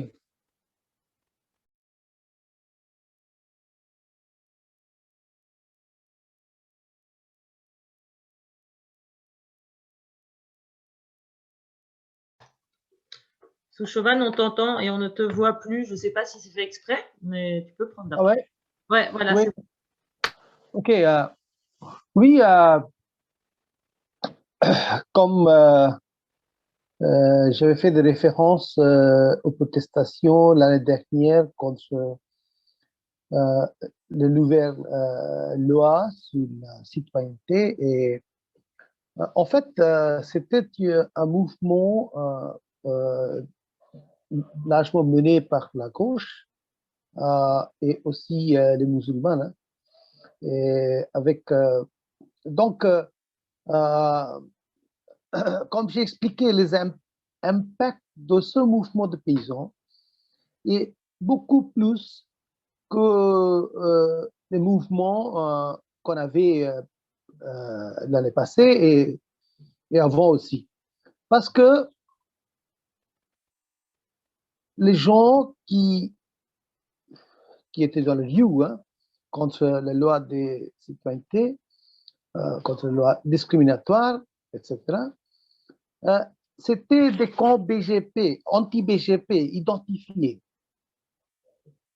Mais maintenant, avec les mouvements de paysans, il y a une grande partie des gens qui ont voté pour le BGP, pour deux successives fois. Hein. Maintenant, comme j'avais dit que c'est étendu dans une autre province, à Uttar Pradesh, c'est une grande province au nord de l'Inde, Uttar Pradesh, et notamment la partie de l'ouest de Uttar Pradesh, où la BGP a tout à fait gagné des élections, et il y avait des émeutes entre les hindous et les musulmans. En fait, il y avait des carnages des familles musulmanes. Et donc, maintenant, il y a une grande vague anti-gouvernement évoquée par ce mouvement de paysans. Donc, les impacts seraient plus durs pour le gouvernement et pour le BGP au pouvoir.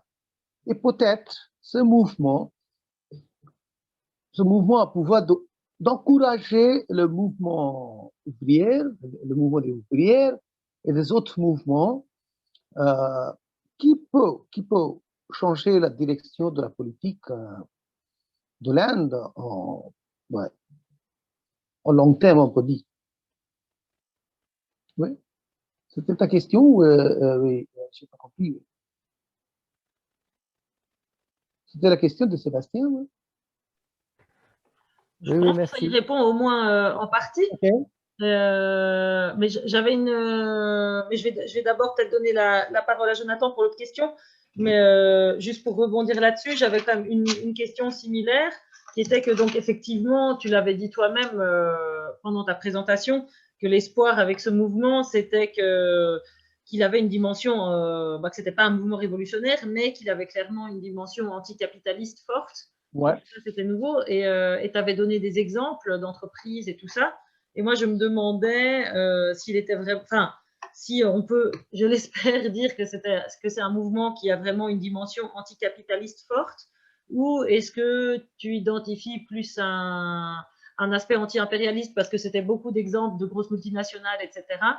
Et donc, est-ce que c'est un anticapitalisme qui s'arrête à de l'anti-impérialisme, ou est-ce qu'il y a vraiment une volonté transformatrice plus profonde? Donc, je ne sais pas si tu réponds maintenant ou si on laisse d'abord la parole à Jonathan. Ouais. En fait, non, je n'ai pas qualifié le mouvement comme anticapitaliste. J'ai dit que c'est anticapital. Hein. C'est anti les multinationales, anti les grandes corporations privées. C'est tout. Hein. Et si on voit avoir un changement des mouvements de paysans depuis des années de 60, 70, dans les années de 60, dans les années de 70, c'était les mouvements pour la terre. C'était les mouvements pour la terre largement anti-féodal. Mais maintenant, ça s'est changé, c'est anticapital maintenant. Ça s'est pas évolué dans une échelle anticapitaliste, mais c'est vraiment anticapital. Et peut-être, on ne sait pas. En fait, c'est le défi pour nous, la gauche, hein, pour transformer ce mouvement pour une direction véritable anticapitaliste, hein, pour inclure des revendications, inclure des revendications anticapitalistes comme le mouvement pour les socialisations de la terre et beaucoup des autres, hein, beaucoup de souveraineté alimentaire, beaucoup des autres choses. C'est juste c'est un mouvement pour le moment, c'est un mouvement en fait, un mouvement défensif pour la survivance, pour la survie. C'est tout, c'est le défi pour nous. On va voir ce qui se passe dans le futur. Merci. Je te redonne la parole, Jonathan, si tu veux répondre aux autres, à l'autre question. Oui, c'est une excellente question parce que justement, j'ai organisé il y a un mois un séminaire sur la sécurité sociale alimentaire. Et j'ai mis le lien, dans le chat. On peut revoir l'intervention. Pour nous, ça nous intéresse vraiment parce que en fait, ça nous permet de parler d'alimentation en essayant d'élargir le spectre des alliés. Jusque-là, quand on travaille la question alimentaire à partir de la question paysanne, on est vite piégé dans les raisons que j'ai données. Et les paysans sont quand même largement dominés dans le système capitaliste. Allez, on est au CADTM, on peut le dire, dans le système capitaliste. Et du coup, de partir de là, pour les renforcer sans cesse, c'est vraiment difficile et c'est ce que font beaucoup de syndicats avec brio, mais ça ne suffit pas forcément. Et donc l'idée de la sécurité sociale alimentaire, c'est aussi une manière de parler de l'alimentation à partir de l'autre chaîne, l'autre bout de la chaîne alimentaire qui sont les mangeurs. Parce qu'en fait, on va dire, l'idée de la sécurité sociale alimentaire, c'est de dire, en fait, il y a plein de gens qui n'arrivent pas du tout à manger comme il faut en Belgique, quoi. En Belgique, partout, hein, mais il y a des problèmes de malnutrition, donc c'est beaucoup sous-alimentation dans les pays du Sud, en général, et chez nous, c'est surtout de la suralimentation. En fait, les personnes en situation de pauvreté en Belgique, elles sont souvent obèses ou en surpoids, et ça crée des maladies chroniques très importantes. C'est le premier taux de mortalité dans le pays. Donc c'est tout ce qui est AVC, certains diabètes, certains cancers liés à l'alimentation. Et donc en fait, mal manger en Belgique, c'est vraiment mortel, quoi. C'est valable pour toute l'Europe, hein. Et les acteurs en fait de la lutte contre la pauvreté, qui parlent d'alimentation, eux, ils parlent surtout d'aide alimentaire. Donc c'est peut-être intéressant aussi en tout cas, parce qu'en Belgique, c'est 450 000 personnes qui ont demandé de l'aide alimentaire en 2019, donc avant le Covid. Et là, les estimations, c'est que ça a sans doute dépassé les 500 000. Sur un pays de 10 millions d'habitants, ça fait quasiment, je vous dis, je suis nul en maths, hein, mais ça fait beaucoup, peut-être 5%, plus que 5% de la population qui n'arrive pas à manger. Donc c'est pas du tout négligeable. Et donc toutes ces raisons-là sont organisées complètement différemment au niveau social par rapport au monde paysan. Ils sont pas du tout en contact. Et donc le pari de la sécurité sociale alimentaire, en tout cas, c'est de réussir à imaginer une politique qui pourrait à la fois améliorer la situation des paysans et la situation des mangeurs Bon, il y a plusieurs versions, ça peut être soit universaliste, où tout le monde y a accès, soit seulement les plus pauvres. Et donc la logique, elle est toute bête, hein, je l'explique en 2 secondes, l'idée c'est que tout le monde cotise, donc voilà, soit par l'impôt, soit d'une manière ou d'une autre, il y a beaucoup de discussions, c'est quand même un sujet qui est très débattu et très prospectif, quoi, avec quand même une proposition de loi en France en ce moment. Donc c'est à la fois prospectif et vraiment ça va vite. Mais donc c'est une cotisation nationale, et en fait c'est tout le monde qui peut, tous ceux qui en ont besoin, ou alors tout le monde, qui toucherait environ 150 € par mois à dépenser dans l'alimentaire, mais on appelle ça l'alimentaire conventionné, c'est-à-dire certaines alimentations. Et alors l'idée, ça serait un tiers où les gens peuvent acheter ce qu'ils veulent, et comme c'est pour les populations les plus précaires, en gros, elles pourraient aller, si elles voulaient, à Aldi, à Lidl, comme elles font d'habitude. Mais il y aurait aussi un tiers qui serait destiné à acheter du local, et un tiers qui serait destiné à acheter du bio ou de l'agroécologique ou des choses comme ça. Donc ça serait de l'argent dépensé par l'État, mais qui permettrait d'opérer une sorte de transition vers un système alimentaire plus durable et plus durable, quoi. Parce que pour l'instant, l'aide alimentaire, au contraire, ne fait que renforcer et légitimer le système agro-industriel, parce qu'en fait, l'aide alimentaire, donc c'est en fait les restes de la PAC, ou alors c'est qui sont donnés aux gens, soit c'est les États qui demandent, qui font des marchés publics européens, donc ils demandent pour produire le maximum de volume pour le prix le minimum sur une série de produits, genre les lentilles en boîte, quoi. Et autant vous dire qu'à la fin, la qualité, elle est vraiment minable. Et donc, en fait, pour l'instant, l'aide alimentaire légitime le système industriel au lieu de le remettre en question. Et donc, la sécurité sociale alimentaire, c'est une manière de poser déjà cette question-là, avec l'idéal utopique d'avoir une loi nationale qui dirait ce que j'avais fait, ce que j'ai décrit avant, quoi. Cotisation nationale et conventionnement des produits. Mais aussi des discussions peut-être plus au niveau local, ça peut être envisagé au niveau d'une commune, au niveau d'un CPS, mais aussi penser la question des prix, même par exemple au niveau d'un gazable social, d'une épicerie sociale. Donc c'est-à-dire que les prix sont... Enfin, si vous m'avez suivi, la logique, c'est que en fait, les gens ne payent pas le prix des produits. Les gens payent en fonction de leurs revenus, mais par contre, le prix des produits est le même tout le temps, quoi. Donc un gazable social, par exemple, le panier coûte 15 €, mais les plus riches paieraient 20 € et les plus pauvres paieraient 10 €. Mais par contre, tout le monde à la fin récupère un panier. Donc ça, c'est un peu la logique. Voilà. Et donc clairement, en ce moment, ça intéresse beaucoup de monde. Et bon, moi, je suis un franc partisan de cette mise en relation des mouvements paysans et des mouvements plus sociaux. Voilà. Je vois qu'il y a une question de Pablo. Est-ce que le fait d'établir des critères de production locale bio pour la SSA ne risque pas d'entraîner une opposition forte du secteur agroalimentaire?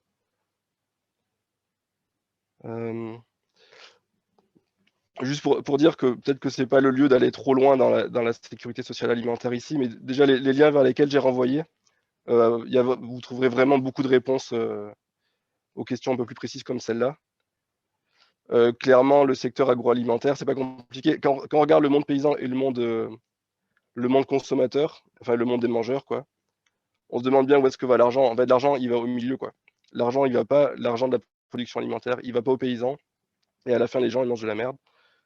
Donc, clairement, les marges, elles sont prises au milieu. Et donc, c'est bien l'idée, mais peut-être un truc que je peux dire aussi, c'est que la sécurité sociale alimentaire, du coup, pour le coup, c'est pas un affrontement avec des lobbyistes sur des projets de loi dans l'Union européenne ou au Parlement wallon, quoi. C'est vraiment une loi qui est différente d'eux, c'est à côté d'eux, en fait. Et presque, on pourrait croire que ça ne les concerne pas. Donc, ça va être compliqué pour eux d'aller contre une idée comme ça, quoi.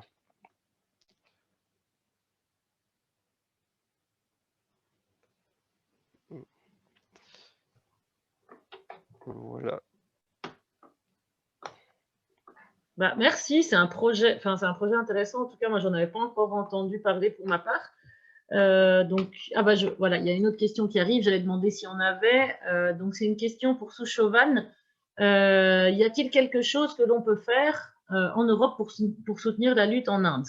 Monsanto, dans ce contexte, peut être une cible symbolique, non? Donc, très bonne question. Oui, en fait, on a besoin d'une solidarité internationale comme jamais. Et peut-être ce serait très efficace si vous pouvez faire une pression sur le gouvernement indien pour des missions indiennes à l'étranger, comme Belgique ou la France, par ailleurs en Europe. Donc, oui, c'est très important, la solidarité. Nous comptons votre solidarité à cette heure. Oui, merci.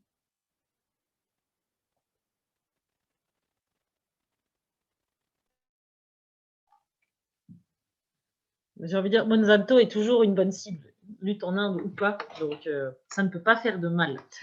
Voilà, je ne sais pas s'il y a d'autres questions. Et par ailleurs, il est très tard en Inde maintenant, donc merci à Sushovan quand même de rester réveillé si tard pour être avec nous. Donc n'hésite pas à nous le dire si tu veux redire quelque chose ou si tu veux dire un mot de la fin s'il se fait trop tard. Et je vois que Régis pose une question. Enfin, il y a plusieurs questions en fait qui viennent d'arriver. Faudrait-il... Ah, pardon. Oui, oui, la question de Régis. Mouvement Jagat, en fait, malheureusement, ce mouvement n'existe pas en Inde. Hein. Ça existe en Europe, ça existe en étranger, notamment au nord. Ça n'existe pas en Inde. On entend parler de Jai Jagat ici, dans les mobilisations. On n'entend rien de Jai Jagat ici en mobilisation. Oui, j'ai parlé et j'avais parlé plusieurs fois sur le mouvement, j'oublie le nom en ce moment. Oui, ben, c'est très connu en Europe, mais c'est inconnu en Inde. Presque inconnu en Inde.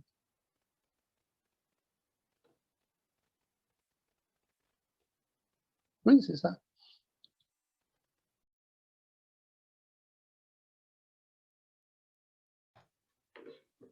Bah, merci pour ces détails. Et je vois qu'il y a une autre question, je suppose que de Jade, je suppose que c'était plus par rapport à l'Europe, mais peut-être je me trompe, qui se demandait s'il faudrait plus impliquer davantage des citoyens dans la production elle-même. Oui. Et donc ainsi diminuer le temps passé à travailler par personne. Donc finalement, ouais, une collectivisation, une socialisation aussi de l'alimentation. Donc je ne sais pas si quelqu'un a envie de réagir à ça. Mais ça me paraît assez logique.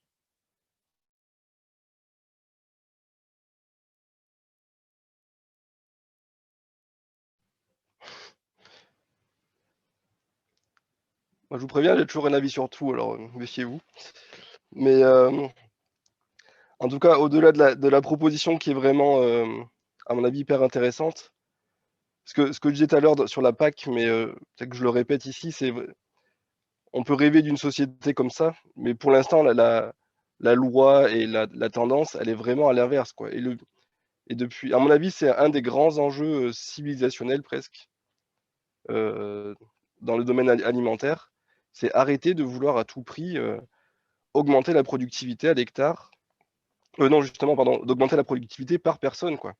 En fait, la production agroécologique, elle est beaucoup plus rentable à l'hectare. En gros, un maraîcher en périphérie bruxelloise, il arrivera à sortir 1 500 € avec un hectare par mois en travaillant quand même beaucoup. C'est mieux d'être trader, hein, mais alors que pour un paysan conventionnel, il lui faut 50 hectares pour générer le même revenu de 1 500 € net par mois. Donc, et ça, c'est un objectif qui a été fait. Voilà, c'est l'exode rural, c'est des objectifs industriels de la Seconde Guerre mondiale, quoi. Vider les campagnes, mettre tout le monde dans les usines, dans les grandes villes. C'est ça la logique, et c'est toujours cette logique-là qui préside la PAC, même encore celle qu'on vient de négocier, qui est en train d'être négociée en ce moment, et de manière horripilante, quoi. Et c'est toujours le truc horripilante, ça veut dire drôle, non? Enfin, de manière vraiment irritante. Et c'est quelque chose. Enfin, en fait, c'est bien un paradigme complet, quoi. Donc, poser cette question-là, c'est vraiment poser la question du paradigme complet et clairement mettre plus de monde dans les fermes pour manger mieux, pour faire baisser le chômage alors qu'il y a plein de demandes, c'est compliqué. Et alors, pourquoi est-ce qu'on ne peut pas le faire? Parce qu'on pourrait se dire, OK, la PAC, c'est bien, mais on peut le faire sans nous. En fait, la grosse question là-dessus, après, c'est la question de l'accès à la terre. J'en ai un peu parlé en disant qu'il y avait l'artificialisation, il y a de la concentration des fermes et des surfaces. Mais l'accès à la terre en Belgique, c'est le frein à l'installation de nouvelles personnes. Et donc, pour trouver 1 hectare de terre agricole autour de Bruxelles, en fait, ça coûte à peu près 100 000 €. Parce que les agriculteurs actuels et les propriétaires spéculent sur le fait qu'on puisse transformer cette terre agricole en terre constructible. Et 100 000 €, c'est déjà le prix, c'est vraiment pas exagéré. Il y a beaucoup plus cher, quoi. Et donc 100 000 € quand on est un paysan et qu'en gros un maraîcher il arrive à gagner à peu près 10 000 €, enfin, en gros c'est minimum, c'est des frais, là pour le coup on peut parler de dette parce que c'est un endettement incroyable. En fait le prix des terres en Belgique, et c'est le cas dans la plupart des petits pays en termes de surface, donc Danemark, très densément peuplé, quoi, Danemark, Pays-Bas, Belgique, le prix de la terre est complètement déconnecté de sa fonction productrice. Donc le prix de la terre, c'est juste de la spéculation sur un possible habitat, un possible terrain constructible, quoi. Et c'est ça qui fixe le prix de la terre. C'est pas du tout la logique qu'on pourrait attendre un peu en marxiste de base, ou quand même capitaliste de base, hein, en disant le prix est déterminé par les coûts de production et une petite marge, et puis la concurrence fixe le prix, quoi. Mais ça n'a rien à voir, c'est juste spéculatif. Bon, ça c'est tout un grand dossier, mais du coup, c'est la question de l'accès à la terre. Ça mobilise énormément les mouvements paysans, donc c'est aussi pour ça que c'est intéressant d'en parler. Et clairement, voilà, c'est le frein, quoi. C'est le frein. Pourquoi est-ce qu'il n'y a pas une société avec plein d'agroécologie partout? Parce que pour ça, il faut que les propriétaires terriens acceptent de vendre leurs terres à un prix qui serait rentable pour un maraîcher. Et ça, pour eux, c'est hors de question, quoi. Je veux bien rebondir sur ce que tu dis. Justement, je voulais dire quelque chose qui allait un peu dans ce sens-là. Et tu l'as dit encore mieux, mais ça partait à la base d'une question un peu naïve, d'une réflexion un peu naïve qui était donc clairement, il faut plus de faim. Quand tu parlais, par exemple, de la ceinture alimentaire ou d'autres dynamiques, projets de relocaliser la production et d'aller vers plus de souveraineté alimentaire. Au final, c'est super, mais est-ce que ça change réellement ce que l'agro-industrie produit au final? Donc au final, si on pourrait produire de plus en plus de local ou soutenir en tout cas de plus en plus la production locale et écologiquement durable des petits paysans. Mais voilà, donc est-ce que ça réduit en fait ce que produisent les autres et donc le fait qu'ils détruisent la terre et les poubelles, et tout ce qui est jeté, etc. Et donc, ça m'amène un slogan qu'on aime de plus en plus au CADTM, un petit clin d'œil à Eva aussi, si elle est toujours là, parce qu'il venait de lutte pour le droit au logement, mais finalement, on commence à l'appliquer à plein de choses, c'est qu'il faut exproprier les expropriateurs. Donc, j'ai l'impression que, est-ce que, à quoi ça sert, c'est très bien à quoi ça sert, mais pour faire un peu l'avocat du diable, de produire plus raisonnablement si à côté, on ne produit pas moins de ce qui est complètement délirant. Et donc voilà, en fait, pour moi, il faudrait les exproprier, en fait. Enfin, même pas attendre qu'ils vendent leur terre, mais à part ça, sans passer par un processus de réquisitionner ces terres utilisées n'importe comment, effectivement, on ne va pas avancer énormément. Donc, je ne sais pas s'il y a déjà des mouvements qui s'articulent autour de ces questions-là. J'imagine que oui.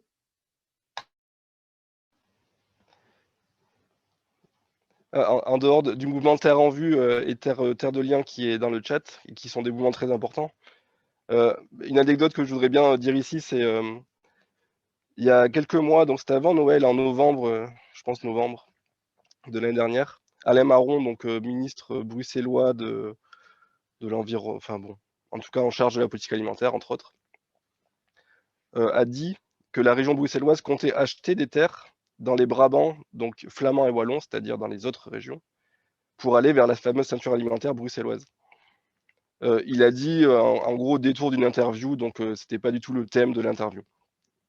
Et il n'a pas très bien présenté ça.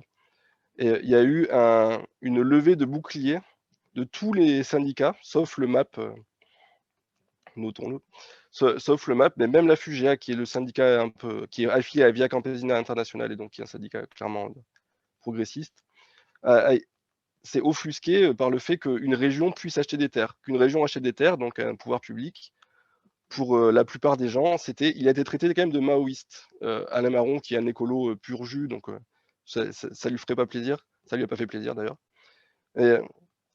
Et c'est vrai, enfin, c'est une bonne idée, quoi. Et nous, chez FIAN, on travaille aussi beaucoup là-dessus, sur l'accès à la terre. Mais c'est vraiment très difficile, parce qu'il y a l'idée que la terre doit être gérée par le marché. Et donc, je pense, les agriculteurs tiennent beaucoup à la notion de liberté agricole, c'est-à-dire de pouvoir planter ce qu'ils veulent dans leurs terres. Et donc, un État achète des terres pour les obliger à produire de l'agriculture durable. Ça, c'est vraiment le retour au stalinisme le plus complet, quoi. Et ça, c'est les arguments en ce moment. Donc, c'est aussi intéressant parce que c'est plus juste une question d'idée, c'est que là même, quand on a quand même un parti politique et des ministres qui s'engagent vers ça, et donc il y a encore des freins, et qui sont pas, c'est pas l'agro-industrie, quoi. C'est vraiment une sorte d'idéologie néolibérale dominante, mais même dans les. Enfin, du coup, ça prend du temps, cette idée-là, quoi.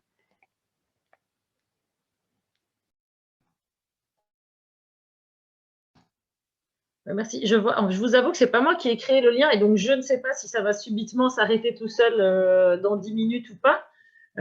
Donc peut-être, je ne sais pas si Pablo ou Nicolas, qu'on n'a pas entendu depuis longtemps, veulent réagir à quelque chose ou même proposer un mot de la fin par rapport à ce qui a été dit. Vous aviez parlé il y a longtemps.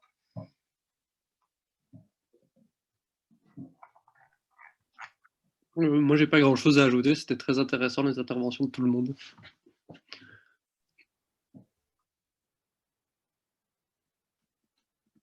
Ouais.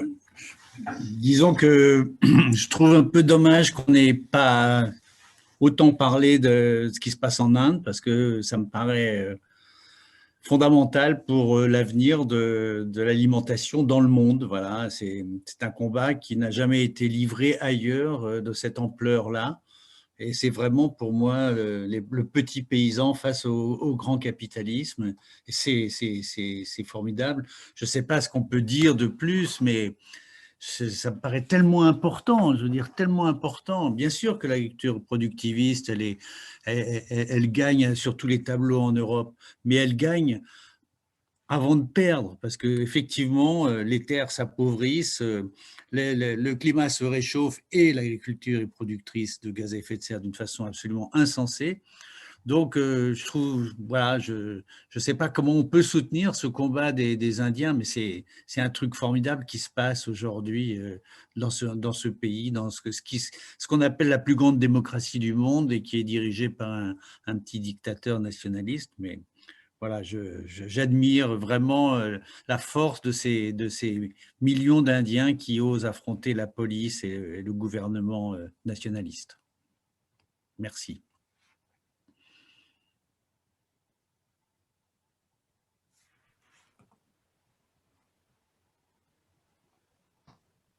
Je vois que tu as activé ton micro sous chaud.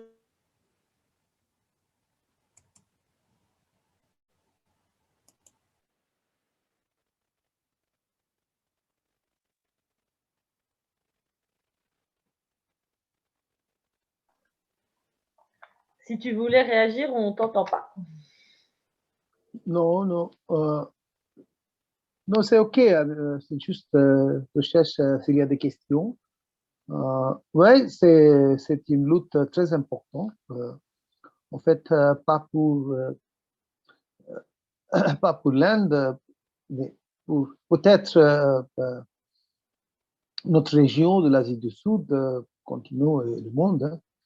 Et c'est pas c'est limité à la question de l'agriculture, mais aussi la question de la démocratie, la question de beaucoup des autres, de l'écologie et beaucoup des autres, de parité, discrimination et tout cela. Donc, ouais, c'est un défi pour nous et on compte sur votre solidarité, votre soutien.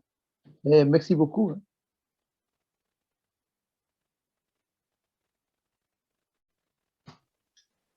Merci à toi. C'est vrai qu'on a un peu dévié du sujet de base et qu'effectivement, ce qui se passe en Inde, j'espère que ça pourra en inspirer plus d'un et surtout qu'on trouvera des moyens de soutenir. Et qu'effectivement, pas oublier que, enfin, il y a aussi plein d'autres questions dont qu'on n'a évidemment pas eu le temps d'aborder aujourd'hui, et ce n'était pas la thématique principale, mais je veux dire, les mouvements paysans en Inde ont aussi ouvert la voie sur plein de questions, comme les questions écoféministes et d'autres super importantes. Et c'est vrai que ouais, c'est des mouvements super inspirants et qu'on doit un peu de soutenir. Et donc, je vois qu'il y a des personnes dans le chat qui aimeraient continuer à rester en lien justement au sujet autour de ces luttes en Inde. Donc, si tu veux bien, Sushovan, je peux vous mettre en lien après. Mais du coup, il faut me laisser vos mails si vous voulez que je puisse faire ce travail-là. Et effectivement, enfin, c'est un sujet à suivre. Heureusement, c'est une lutte qui est en cours et qui n'est pas finie. Et donc, il ne faut pas hésiter à nous relayer des moyens concrets en fait de soutenir cette lutte. Parce que c'est vrai que quand on est loin, à part voilà, partager des informations, s'informer, on ne sait pas toujours comment agir. Et c'est vrai que sur place, enfin, voilà, on est preneuse de pistes. Et je prends du coup le mail qu'on me donne. Vous voulez intervenir si c'est possible? Oui, vas-y, il reste quelques minutes. C'est par rapport à cette histoire d'accès à la terre et d'impossibilité parce que c'est critiqué que la commune achète ces terres. Et en fait, en effet, je pense que qu'on a vraiment besoin d'un changement de représentation de ce que c'est que la terre, qui est apporté particulièrement par l'écoféminisme que tu viens de citer, qui change complètement la représentation de ce que c'est que la terre, et que c'est pas quelque chose qui peut nous appartenir, c'est quelque chose auquel on appartient. Et j'ai l'impression que cette philosophie écoféministe a un peu sa place en Inde. Enfin, en fait, j'ai résidé quelques mois dans une ferme pilote qu'a créée Vandana Shiva, une indienne qui lutte contre Monsanto. Et j'ai trouvé ces idées très intéressantes. Et ce sont des idées, à mon avis, qu'il faudrait pouvoir importer en Europe si on a envie de pouvoir apporter de l'aide aux luttes paysannes indiennes. Donc, ces idées qui se relient aux idées écoféministes. Je suis désolée, peut-être que mon discours est complètement brouillon. Bref, voilà. J'ai dit ce que je voulais dire, même si c'était un peu bancal. Oui, merci. Ça vaudrait le coup de continuer ces discussions, notamment avec ces questions-là, mais alors à une autre occasion, mais le sujet est large. Et voilà. Mais c'est sûr que les questions écoféministes sont pertinentes et qu'on essaye de plus en plus d'analyser plein de choses à travers ce prisme-là aussi à des thèmes, ou en tout cas moi dans mes travaux, et que là on n'a pas pris le temps de parler de dimension patriarcale, féministe, de tous ces combats-là, mais c'est clair que c'est présent dans les luttes paysannes, dans les oppressions envers la paysannerie et dans les résistances qui s'y articulent, ça c'est sûr. Donc merci de le rappeler aussi. Avec plaisir. Voilà, et voilà. Donc, je suppose que ça va s'éteindre bientôt. Mais donc, j'ai récolté quelques mails. Par ailleurs, si vous ne voulez pas être...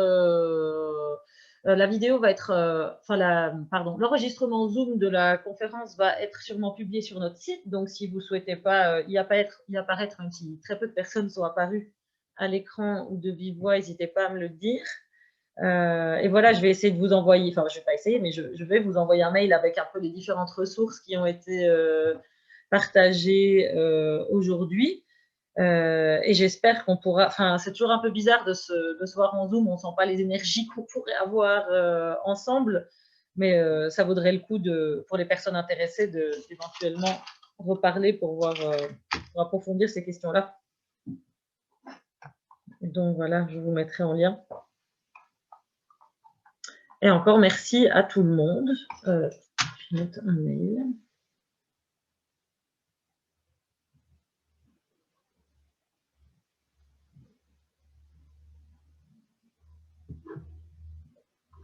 Et Pablo, je vois que tu as remis ta caméra. Je ne sais pas si tu voulais dire un truc. Non, c'était juste pour se quitter en face à face. En face à... Je Pour, ne sais pas si on peut appeler ça du face à face. Pour sentir un tout petit peu plus les énergies, comme tu disais. Mais voilà, donc j'espère qu'on pourra se revoir en vrai dans un futur relativement proche et participer à des luttes de terrain ensemble, en tout cas. Mais en attendant, je vous invite à suivre non seulement le site du CADTM, mais les articles que, par exemple, Souchovan écrit sur d'autres médias, notamment en anglais, ou le site de Fian qui fait énormément aussi de production à ce sujet. Entre autres. Et voilà, n'hésitez pas à rentrer en contact avec nous si vous avez des questions, si vous avez envie de continuer à se rencontrer, à s'organiser ensemble, à discuter. Et c'est avec plaisir qu'on peut aider à faciliter ça. Voilà, et n'oublions pas que peu importe finalement nos luttes et nos combats, cette question, elle est centrale. Elle est vraiment, c'est un peu une question qui nous lie pour plein de raisons que j'ai un peu évoquées au début.